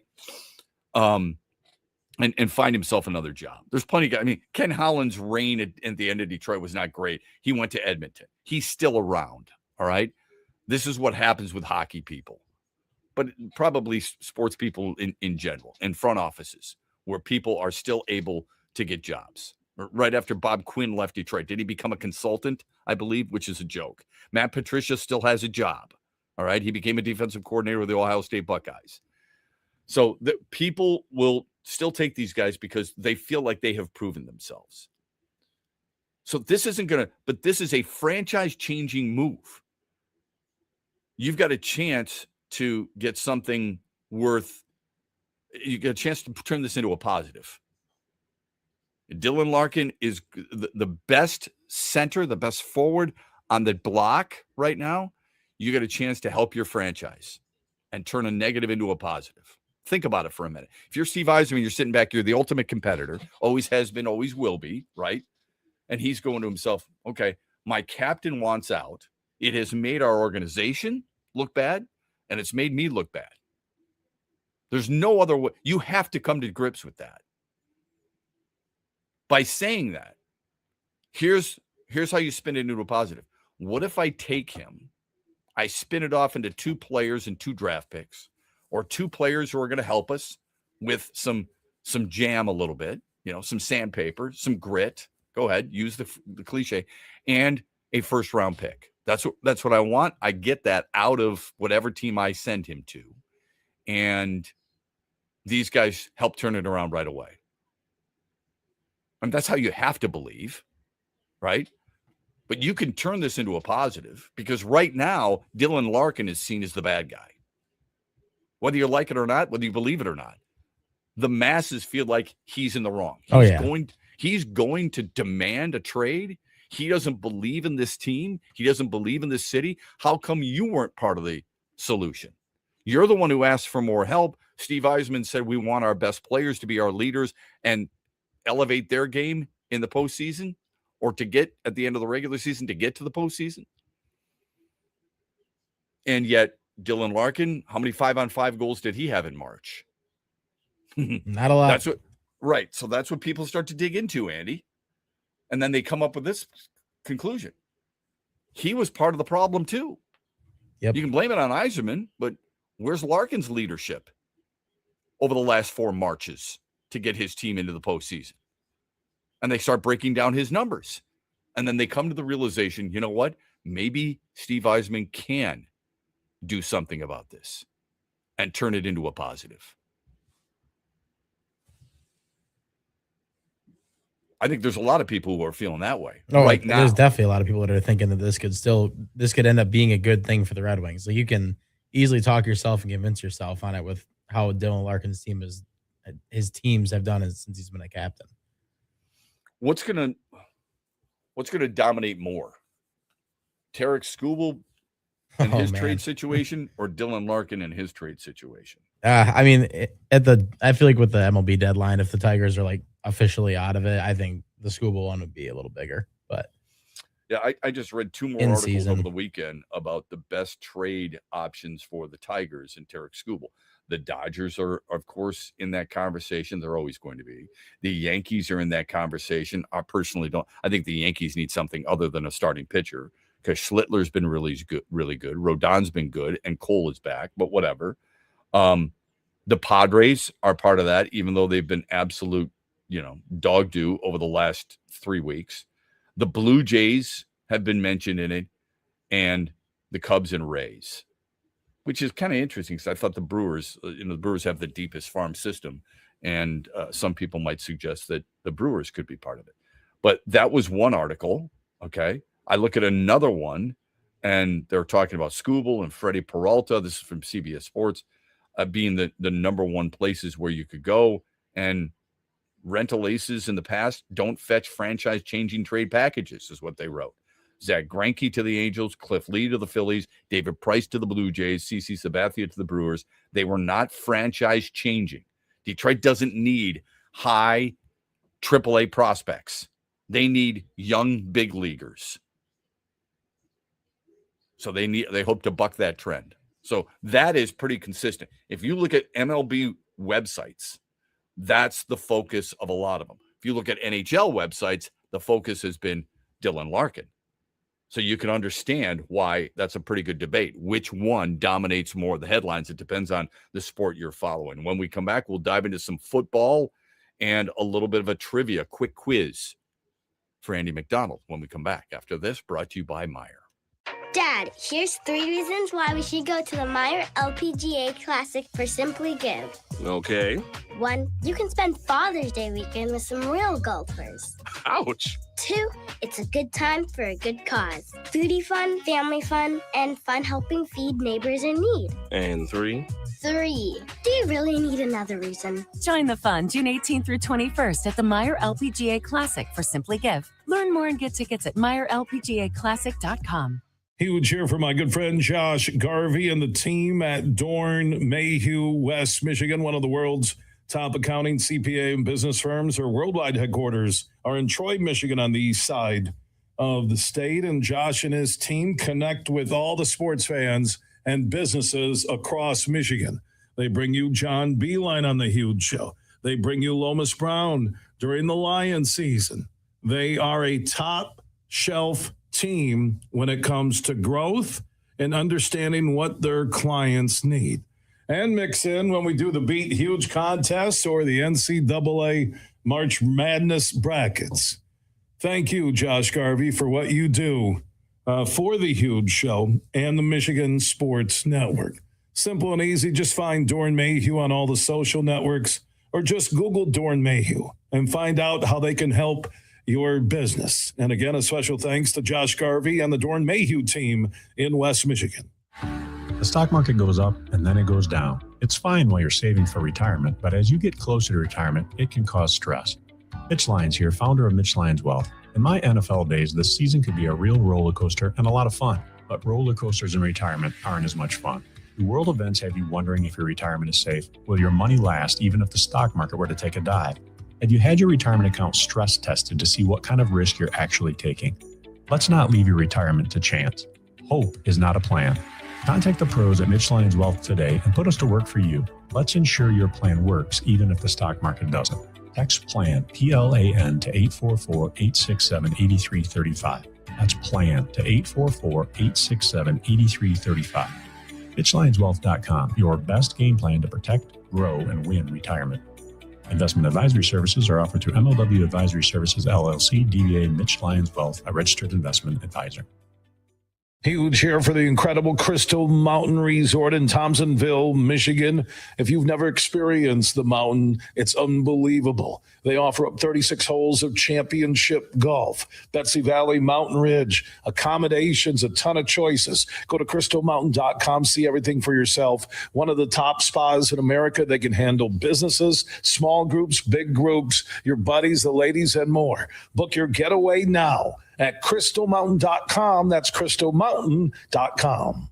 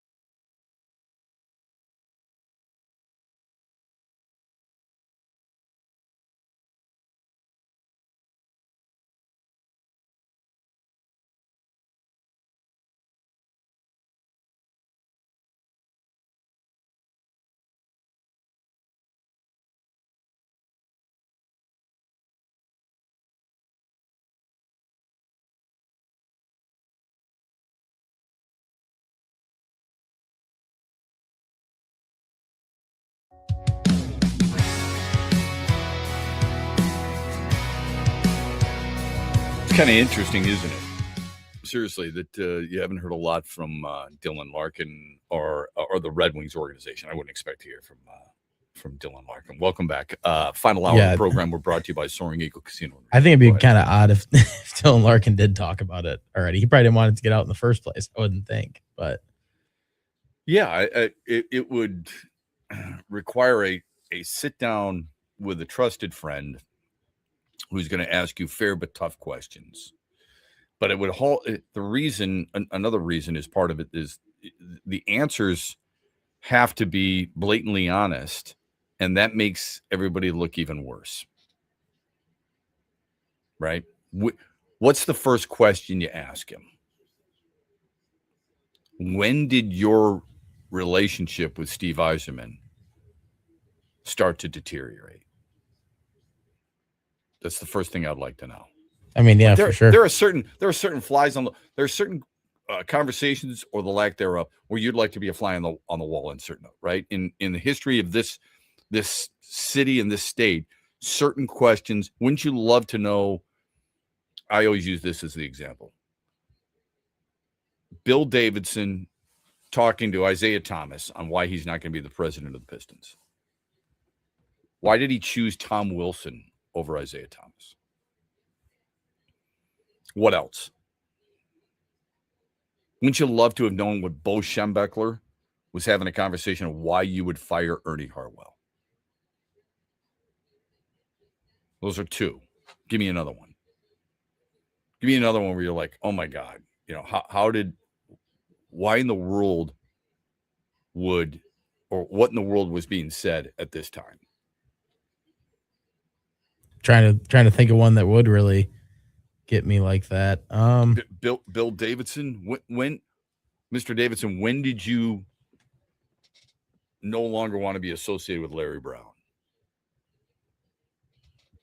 It's not like some of these questions haven't been answered because right. I think it was when Larry Brown was sniffing around other places. Bill Davidson's like, go ahead and leave. I'm done with you. Right? You don't have to wonder what was being said between Scotty Bowman and Mark Crawford in 1997 because it's on tape.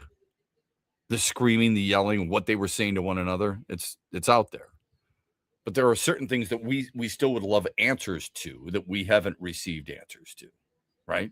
This is one of them, is my point. Dylan Larkin and Steve Yzerman, when did it go south? As we said last week, every kid growing up in Metro Detroit or in the state of Michigan wanted to be a Red Wing. Even kids up in northern Michigan. I mean, come on. I mean, you're really going, man, I really want to be a Minnesota Wild player.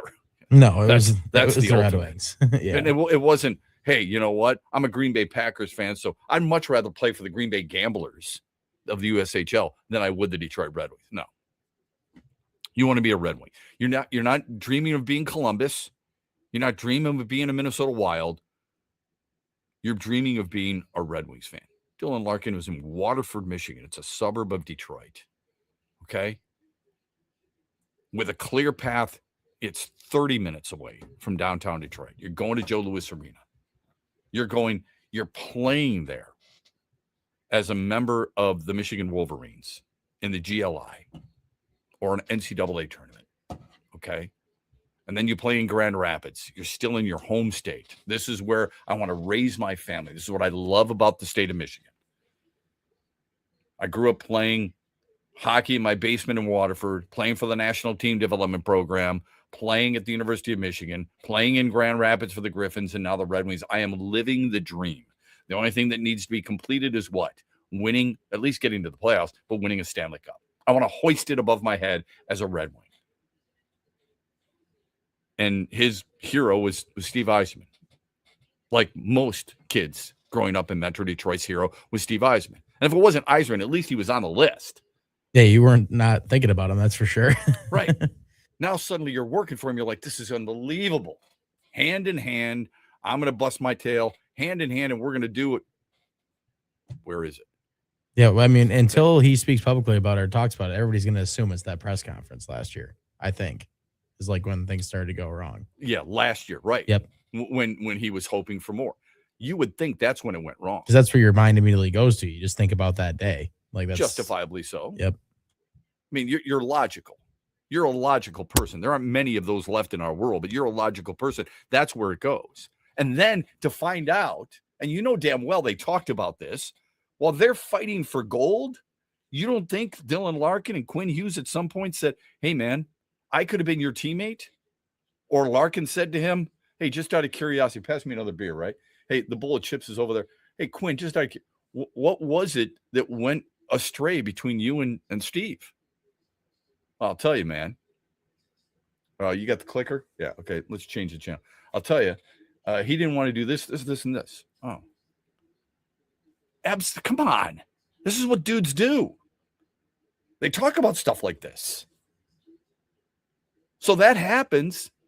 They became close. They knew each other before, but they became close. They're Michigan Wolverines, for crying out loud. They're national team development brothers. They play against one another. And then they're playing on the same team. You don't think that conversation came up while they're in the quote-unquote Olympic Village? You're naive. Absolutely, they talked about it. And there's no way of knowing either what's going through his mind, but some of the success they had like together in that tournament too, it's just like you got to wonder if that made him think, when the Red Wings didn't have success, he's probably like, now that he has that taste of it, of winning something like that, he's probably like, well, we're not even close to that here, and you're not going to do anything about it? Yeah. 100%. 100%. He got a taste of what it's like to win. You don't think he talked to Matthew Tkachuk about hoisting the cup, raising it above his head twice? No doubt. And thinking to himself, I'm 30. I can play another 10 years effectively, not as a number one line center, but I can play another 10 years or so. Am I going to be able to get there? The last 10 years went by pretty fast, and it was agonizing at times. We always ask, and I asked this question earlier in a conversation, what has a player done to make us warrant a belief that they will be able to be the Hall of Famer, that they will be able to come through in the clutch? I asked this of Mitch Lyons with Mondays with Mitch. What makes us think the Detroit Tigers are capable of making a run and making the playoffs? If we can do that and have an honest conversation about it, why can't a player on his own team look at his general manager, look at his president of baseball operations, or whomever, and say, what has he done to prove to me he knows what he's doing? Don't give me Tampa. Stop. I'm talking about the last 7-8 years in Detroit. What has he done that has made players on that team go, yes, he knows what we need? Anything? Justin Falk at the trade deadline. Okay. There's one. Give me another one. John Gibson in the offseason. Okay. I mean, I could bring up other examples where he didn't get the right guy, but okay, that's a good get. What else? Alex DeBrincat. Yep. I mean, there's a few, but I think signing Mo Sider and Lucas Raymond and Dylan Larkin to long-term deals. Okay. Yeah, it was good. Right. Yep. Constantly re-upping with Patrick Kane. That's a question mark. Yeah, for sure. Trading for certain guys, signing certain guys, it's a question mark, right? And it's not even that. It's probably as much to do with the guys, the things you're not doing, like Quinn Hughes. Absolutely comes into question. There's no doubt. And don't kid yourself. This could be, not saying it is, but it could be a domino effect. Uh-oh, you lose Larkin. Now what? Well, Justin Falk, I don't want to be here. I came here with a purpose, and I got 1 year left. Alex DeBrincat, I got 1 year left. What do you do about Patrick Kane? That's what everybody's wondering now. It's like, what's next? I mean, these seriously. are all fair questions. All fair questions. All right, when we come back, we've got Hero and Heel, the best and worst of the weekend. We've got it coming your way here on X's and Bros right after this, brought to you by Soaring Eagle Casino and Resort. In the Den with Dan Dickerson. It's a new day to celebrate and be free. And it's a new day full of action and excitement because it's a day for winning. Only at Soaring Eagle Casino and Resort. Soaring Eagle Casino and Resort, your getaway reimagined. The Tigers have won 5 of their last 6, and it's wins like yesterday's 5-4 walk-off win over Seattle that make you believe they really can go on a run in the weeks ahead. The Tigers badly needed to figure out a way to win that game so they can make it 2 straight series wins, but it wasn't looking good. The Tigers are down 4-1 heading to the 7th. The Mariners have the best bullpen in the American League, but Wenzel Perez tripled home 2 runs in that 7th inning to cut the deficit to 4-3, and then in the 9th against the fireballing Andres Munoz, the Tigers had runners at second and third, 2 outs for Kevin McGonigal, and McGonigal delivered. He ripped a 99-mile-an-hour fastball to right to score McKinstry and Perez and deliver the win. The Tigers are getting contributions from hitters up and down the order right now. They're scoring runs against good bullpens late, and you can see the confidence growing every day. Celebrate the soul of folk and Americana. The Lumineers Automatic World Tour comes to Soaring Eagle Casino and Resort Sunday night, July 19th, with special guest Josiah and the Bonnevilles, part of the Soaring Eagle Outdoor Summer Concert Series.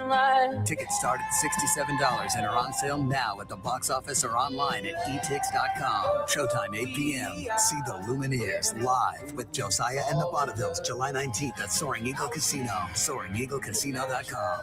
Farrah's Coffee has been family owned and operated for over 100 years. Its popular Den Blend and Dark Roast is more than coffee and more than the official coffee of the Detroit Lions. It's a call to rise. Farrah's Coffee and the Lions are the perfect match. They embrace those who show up early, cheer loud, and never back down.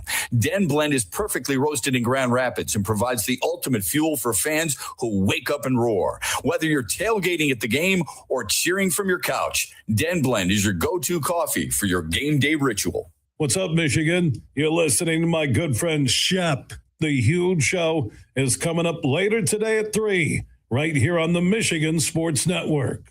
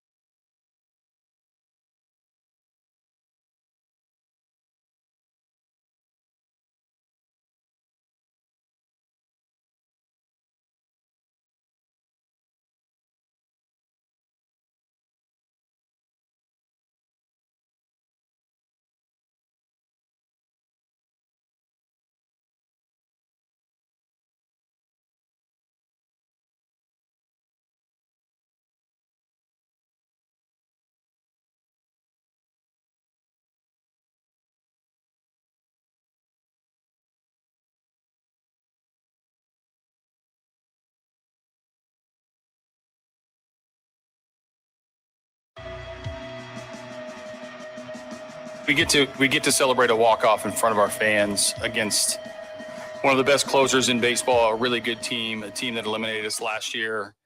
So going into the off day, it obviously feels different. We've played back-to-back series against really good teams. And you can see how small the margin is. I mean, it's right there for us.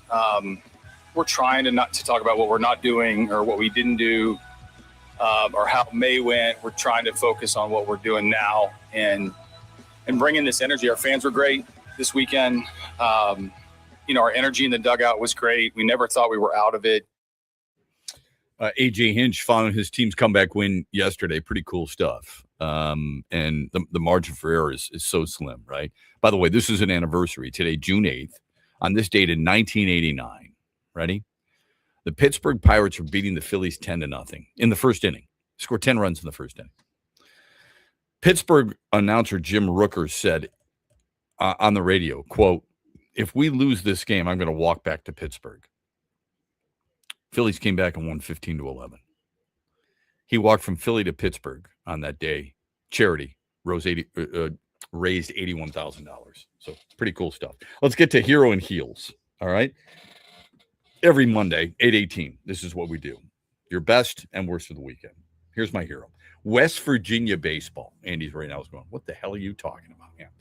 For the first time in their program's history, they have reached the College World Series. They did it by sweeping Cal Poly in the Super Regionals, outscoring them 29-3 in 2 games, and they're going to play Troy next, who also is in the College World Series for the first time after upsetting Florida in the Super Regional. So both West Virginia and Troy join incredible college sports storylines this year. Indiana football, Eastern Michigan women's golf, who tied for 3rd in the country after finishing last year ranked 219th. And Indiana, the losingest football program in the history of college football, winning a national championship. That's pretty cool stuff. Now, we talk about how broken college athletics is all the time. Let's recognize some of these other things. Yes, money plays a part, without a doubt. But let's recognize some of these really cool stories. Who's your hero of the weekend? I got Nelly Corda. She wins the U.S. Good one. U.S. Women's Open with a -8 in the weekend. I don't know if you saw her final putt to win it, but everybody was kind of talking about that. It almost slipped out. But I love seeing the excitement on her face. I've had the opportunity to cover her for multiple years, the Meyer LPGA Classic, one of the years she won it. So it's been cool to see her kind of become one of the better players in golf. She had a 69 in the final round and a -8 for the weekend. And yeah, it's cool. She's won back-to-back majors now. So yeah, that's a putt that I miss. Right. It rolls out. That putt rolled in. So good for her. She's a really good story. I saw that she also changed her grip. Her coach changed her grip I did see that. Yep. in the middle of the round, middle of the tournament, which seems very odd. But she did it. All right, here's my heel. And this is going to take a little time, so I'm glad we're getting to it quickly. My heel is the city of Chicago and the state of Illinois. All right, the state of Illinois has spent over $2.5 billion on free benefits. Okay. At the same time, their governor was telling Bears and their fans there's no money for tax relief on a new stadium. So for $2.5 billion, the state could have paid for a new stadium for the Chicago Bears. Instead, they spent it on lavish benefits for people who aren't from here. All right. They have a $3 billion deficit, and they're going to lose their franchise that has been around there for over 100 years. The people running Illinois would rather villainize the Bears, and I'm not a huge fan, than keep a tradition long in the most popular sport in our country. In 2021, the Bears spent $197 million on the old Arlington Park racetrack. Do you remember that? Before they could break ground, Cook County valued the empty lot at $192 million. The Bears thought it was worth $60 million. So Cook County wanted a chance to extort a building that didn't even exist yet. So that fight dragged on for years. The Bears were ready to put $2 billion into the stadium. They wanted a promise from the county. Don't reassess us on a regular basis and force us into financial oblivion. They were also going to put $855 million into infrastructure for everyone using, the roads, the transit, and things like that. So it's a $3 billion project. 2/3 of it, private money, 2/3. Springfield had since 2021 to get this done. They dragged it along, and then Springfield is, the capital. Then they dragged it along. Final night session passed through the Senate at 3:30 in the morning. And then they went home without voting. Now it's gone.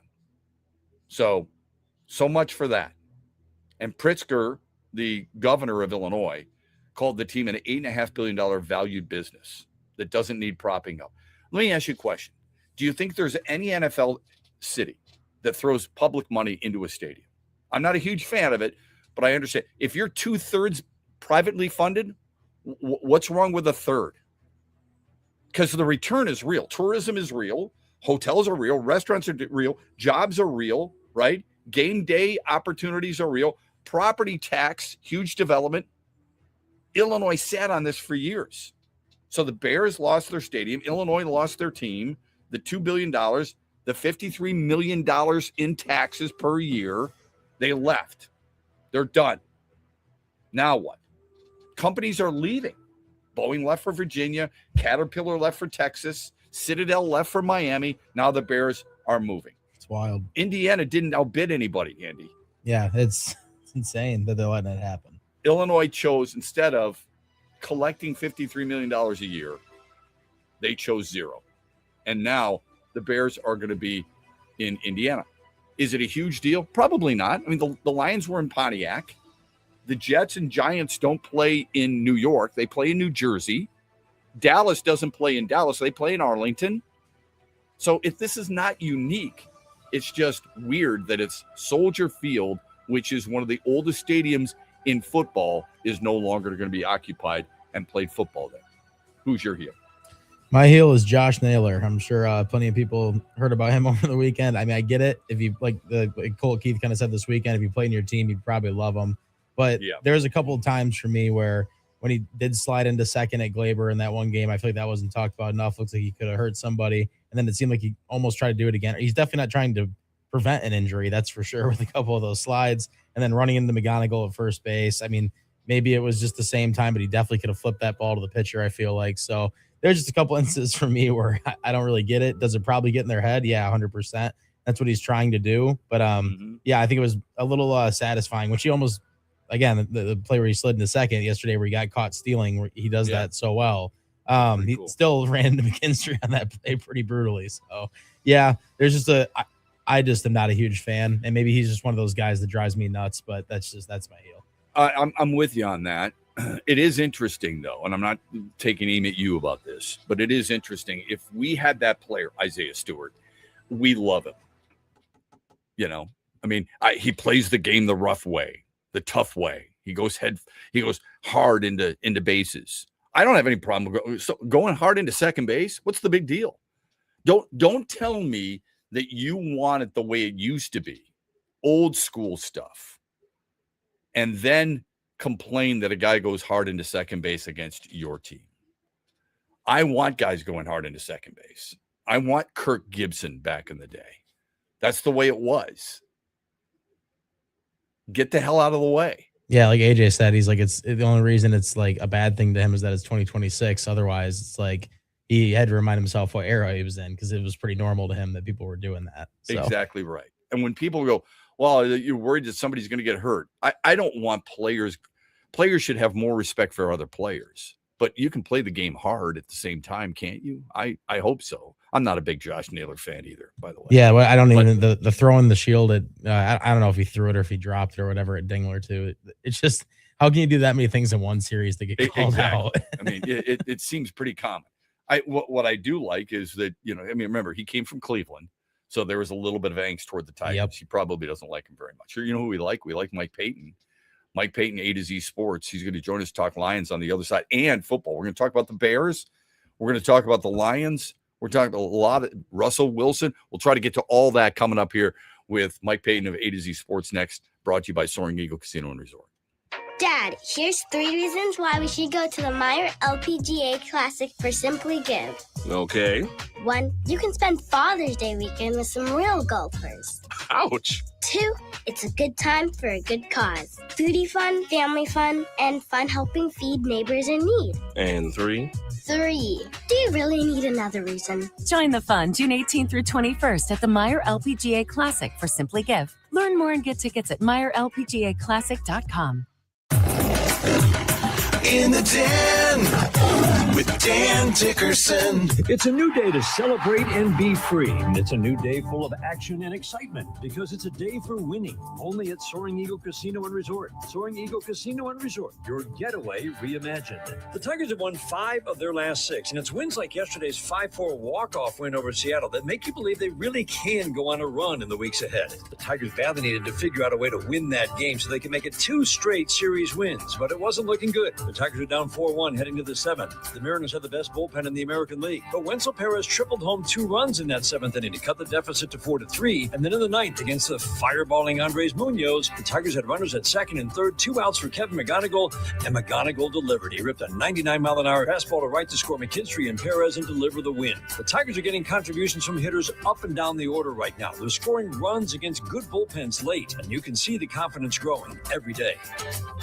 Coming up later today at 3 on the Huge Show on the Michigan Sports Network, I'll deliver huge opinions on everything you're talking about. Where are you watching the Tigers this year? Superfly Hayes here for Detroit Sportsnet. Sign up like the Huge Show did with the Detroit Sportsnet Tigers Wings package. Subscription info at tigers.com and MLB.com. Make sure you listen weekly to our Moving Ferris Forward interviews with Ferris President Bill Pink and other leaders who are moving Ferris forward. Find out more about Big Rapids and Ferris and what they have to offer at ferris.edu.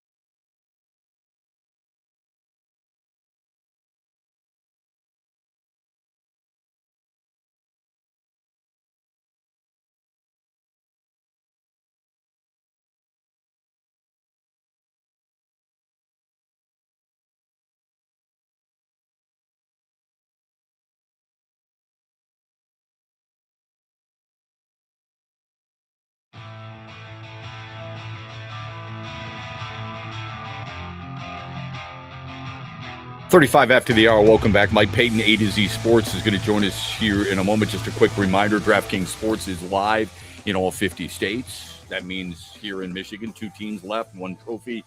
Every possession, every fourth quarter swing, every clutch shot that sports bet is now live throughout the state. So whether you're catching a tip-off at home in Game 7 or going to the bar, you can follow every game, every moment in one app right here in the state. The finals are in the palm of your hand. New DraftKings customers sign up with a code HUGE that spends $5 to get $200 in rewards. That is guaranteed, and that code is named HUGE, H-U-G-E. In partnership with DraftKings, the crown is yours. If you or someone you know has a gambling problem, wants help, call 1-800-GAMBLER, 21 years or older, Michigan only. Eligibility restrictions do apply. Bonus bets expire 7 days after issuance. For additional terms and responsible gaming resources, see dkng.com/audio. This is a limited time offer. We offer up Mike Payton from A to Z Sports. Really great stuff. Following the Lions on a regular basis, and had some really good stuff earlier this morning. About a half an hour ago, he posted this. Lions say Detroit is cheap, but the numbers are a different story. Mike, welcome. Hope you had a good weekend. What are the numbers that do tell the different story, and why would people think that the Lions are cheap considering the extensions they've already given to some of their key players? Yeah, well, I mean, I think it's just a thing where the Lions fan base is at right now, where they see the Rams trade for Myles Garrett or the Packers trade for Micah Parsons last year, and I think they think that that's the best way to accrue great players, and I get it. The Lions have a lot of good players that they drafted, and you mentally forget about that a little bit. You think, well, they didn't go out and sign or trade for any elite players. We need elite players.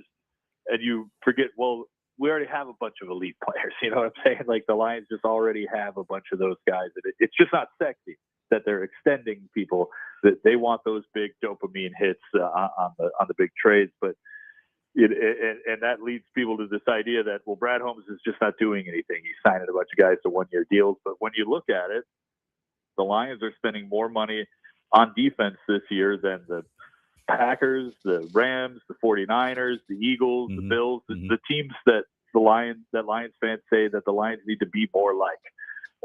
Well, they're spending more than those teams. So they're definitely putting a lot of investment into what they have on defense. Well, two days ago, you tweeted this. The Lions have drafted 25 defensive players since 2021. 3 of them are all pros. 4 of them are Pro Bowlers. 10 of them are starters or have been starters. 19 of them are still on the roster playing important depth roles. So there is a misconception, but every team has weaknesses. I know we've got a long way to go, and you and I will talk before then, but what do you think the weakness of this team is right now? I think they have some players that they need to develop, and they need to make sure that these guys can get to where they want. And I think that starts really on the defensive line with Derek Moore, who I really like to pick and think he could be a great player. But I think, if you're thinking he's going to come out and be Will Anderson year one, like you should temper your expectations a little bit. I think he'll be a great player. I expect him to be more of a pass rusher than a run setter. So because of that, I think DJ Wanham will probably start the season, play the first 2 downs, and then you bring in more for the pass rushing downs on third and maybe fourth and short or whatever it may be. And, eventually he'll grow into the player who could be out there on the field all the time like Aiden Hutchinson is. And then, Tyleik Williams is the same. He needs to come out, get more reps and develop. And then you got Ahmed Hassanin is essentially going to be playing his rookie year, got to develop him. So I think it's just time on task is what this team needs. I guess you can consider that a weakness because, there could be some rust there and there could be some learning curve as well. And then, even when you get Brian Branch back, he's going to take some time to get back to who he is. And there's just little things like that. And I think that, those could be weaknesses, but I don't know if they're crippling weaknesses or if they're just little things you have to get over. Mike Payton from A to Z Sports joining us. Follow him on Twitter, A to Z _Payton. It's a great follow if you want all Lions or outdoor decks or whatever. If you want to follow him on Twitter, with this offense, I think most people are comfortable with the offense. Sure, there's a question mark at left guard. You hope Cade Mays is as good as you think he's going to be, and the same thing with Blake Miller. But for the most part, I think people are comfortable with the offense. It's the defense where there's so many need tos, if you will. Aleem McNeil needs to be like he was a couple of years ago. Tyleik Williams needs to be like a first-round draft pick. You mentioned Derek Moore. Terrion Arnold, massive year for him. DJ Reed needs to be the guy you thought he was going to be coming over from the Jets, and this team needs to get healthy at the safety positions. Is that too hyperbolic, or am I pretty much on point there? Because the defense is the big worry for, I think, most Lions fans. No, I don't think that's hyperbole at all. I think you're absolutely right. There is a lot of need to, and you kind of have to rely on the idea that some of these guys are gonna develop into what you want them to be, or are gonna return to what they were. And yeah, that does put kind of a cloud over it a little bit, because you can't just be happy about it knowing that it's going to work out. You have to wait and see. And right now, I think there's some good things to think about. Like you mentioned, Aleem McNeil. I think he's taken, not that he didn't take his rehabilitation seriously to begin with, but I think he has taken it to another level this season. Like, he's become way more athletic and flexible, and I think that you're going to see him return to what he was, and maybe have a little bit more of an edge there as well. And Terrion Arnold, I thought, played really well before the injury. And same thing with DJ Reed. I thought before those guys got hurt, they were playing pretty well and up to the standard that should have been expected of them. They just need to get back to that. And yeah, you are going to have to wait and see on basically this whole unit. You and some of your counterparts in A to Z Sports got together for a preview of the NFC North, and I think it might be a little early. You probably might think that too, because some of it is a little living in the moment right now, and we don't know what this team is going to look like. I mean, your decision, your belief in the Green Bay Packers might change if Jordan Love gets hurt again, right? Something along those lines. If it takes a long time for Micah Parsons to come back, then you might change your mind about Green Bay as well. But overall, what was the feeling from you and your A to Z counterparts on the NFC North going into the 2026 season? Well, I think the feeling right now is that the Bears, who won the division last year, are going to have a much harder season, much more difficult season. Defensively, they kind of didn't get better. They kind of got worse. And now they have to go up against some of the best defenses in the NFL this year. They're, in terms of DVOA, they are going to face some of the hardest defenses in the league among all NFL teams, definitely in the division.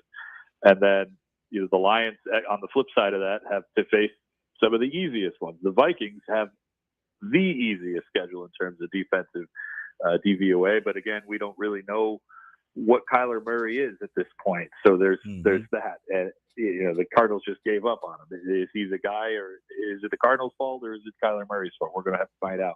And then for the Packers, Micah Parsons not being out there is huge, because when Parsons wasn't on that field last year, that defense was not good.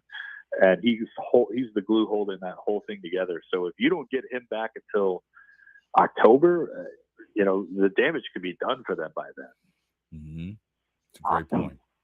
You had tweeted this out earlier after this is a couple days ago, when Adam Schefter tweeted out that the Bears ultimately moved to Hammond, Indiana, would become the home of 2 NFL franchises. You wrote, "This is insanely stupid for the team in both states." Why do you feel that way? I mean, and who do you think is most to blame? Because I don't think what's being mentioned nearly enough is that the Bears in 2021, Mike, as you know, spent $197 million on Old Arlington Park Racetrack. And before they could break ground, Cook County valued it at $192 million when it was really valued at $60 million at the time. Cook County wanted to extort more money from the Bears. And I'm usually in favor of organizations. But for this city and that state to just go $3 billion, 2/3 of it paid by the team, I'm out. You should pay for it all on your own, losing the tax income and losing everything else that's associated with the Bears and that area. I think is negligent politics on the part of the state and the city. Who do you think is most to blame here? Yeah, I'd have to agree with you. I think the state and the city are not caring about the fans of their team. Their team that everybody loves in Chicago, obviously, but and in Illinois as well. But to move to Indiana, which I get, look, it's 20 minutes away from Chicago. That's I right. Get that. Yeah. But at the same time, it's in Indiana. You know what I'm saying? If the Lions move to Toledo, which is not too far away, I think every Lions fan would be really, really upset about that, and you'd have to blame the state of Michigan more than anything for not being able to do business on a new stadium. Which I don't see why they would do this, and I from what I understand from I believe it was Courtney Cornyn from ESPN said that while the decision has kind of been made, there's still room for negotiation. They could still get back into Chicago or the Chicagoland area. They got to do that. I mean, they have to come to terms on something, because it's just insane that a team called the Chicago Bears would play in Indiana. It just doesn't make any sense to me, and I think it's stupid. And yet you've gone to New Jersey to call the New York Jets and the New York Giants. Yeah, I think that's stupid too. Yeah. That was the most, the biggest city, the most, the biggest, what am I trying to say? Biggest market in the United States. How do they not have room to put a stadium there that both teams can share? I don't get it. But it's also the headquarters of the National Football League. So right. To me, it just makes no sense either. But that's where it is. And we don't think twice about it because it's been there for a long time. And I know it's in the same state in this example, but I mean, Dallas isn't in Dallas. They're in Arlington. Okay. Right. So, and as you and I both know, I mean, I covered games for the Lions in Pontiac, and people would say, should they be called the Pontiac Lions? No, they're the Detroit Lions. And yet look how far away it is from Detroit, depending on who's driving. It's 35 minutes away. Right. So I just think it's more, I've never been one of those guys who believes that you and I should pay for a stadium where the owner has enough money to do. But in this situation, you're talking about 2/3 of it. And they're talking about infrastructure, and they want a little bit of help. And I get it. Nobody did this for Bill Davidson when he built the Palace. Nobody used him as the lighting example for paying for everything, the infrastructure and everything. What did that get him? I don't think winning got him things, not necessarily that. All right, we move on. Russell Wilson, is he a Hall of Famer?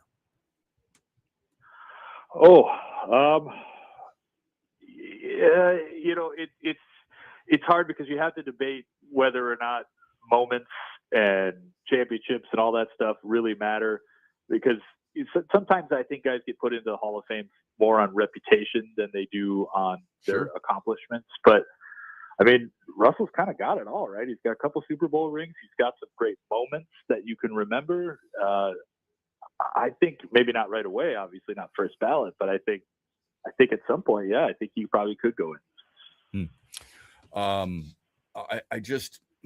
I think, do you think they've lowered the standards for Halls of Fame? And I don't mean just the NFL. I mean in general, because you're a sports fan. You're not just a football fan. I follow you closely on social media. You're not afraid to say certain things about the Pistons, about what's going on, and so on and so forth. So do you think they've lowered that bar in general?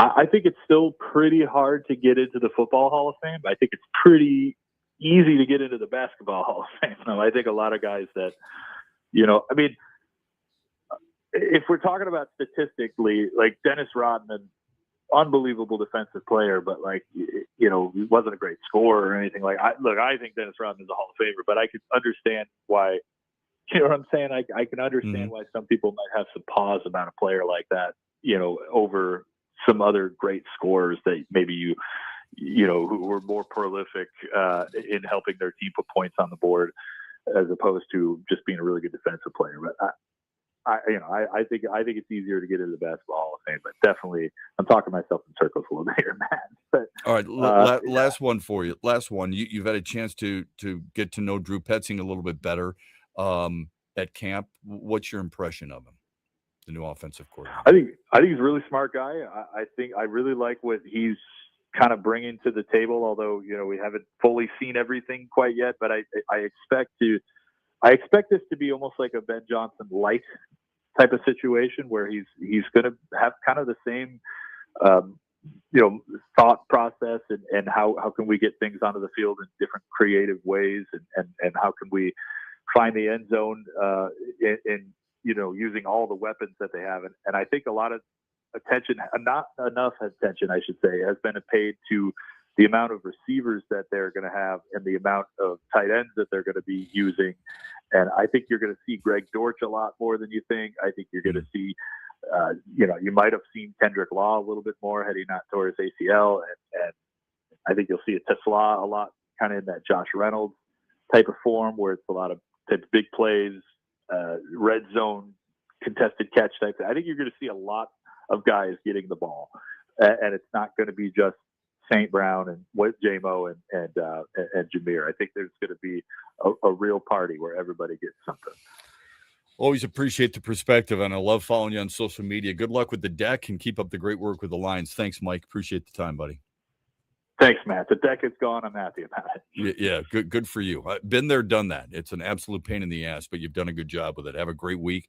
We'll talk to you soon. That's Mike Payton from A to Z Sports. Let's get to the final results of the poll question from yesterday and our daily wager, brought to you by Soaring Eagle Casino and Resort. First, the poll question. What were the results? How are you feeling about Dylan Larkin? He was part of the problem. I understand he wants out. I feel betrayed, or the Red Wings could use a major rebuild. What did they say? Part of the problem was 41% of the vote, and that's what actually led it. I don't blame him, was 35%. No one felt betrayed, and use it for a rebuild was 24% of the vote. Okay, so good balance there. I'm honestly surprised no one said anything about the betrayed part. I kind of thought there would at least be a couple on that, but I thought there might be a little bit too, yeah, considering social media the way it went. How'd you do on your daily wager Friday?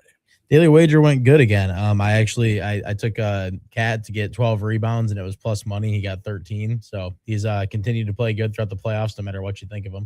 So what do you that's got tonight. NBA, right? Yeah, I'm going with the NBA again. You're starting to pick up on it. If the NBA is going on, I think it's always a good one to bet on, but it's pretty simple today. I'm just taking the Spurs money line. I don't think there's any way they go down 3-0. I think they win this game and make it 2-1. So it's plus 110. Haven't lost 3 in a row since late April. Steve, real quick in the chat, sliding head first into second is one thing. Blatantly throwing your sliding glove at the catcher to obstruct play at the plate is blatantly a dirty player. Steve, I agree 100% with you. You are dead on there. Thanks for listening. Thanks for watching. We're back tomorrow at 6 o'clock. Have a great day, everybody. Huge here for my good friend Josh Garvey and the team at Dorn Mayhew, West Michigan. One of the world's top accounting, CPA, and business firms. Her worldwide headquarters are in Troy, Michigan, on the east side of the state. And Josh and his team connect with all the sports fans and businesses across Michigan. They bring you John Beeline on the Huge Show. They bring you Lomas Brown during the Lion season.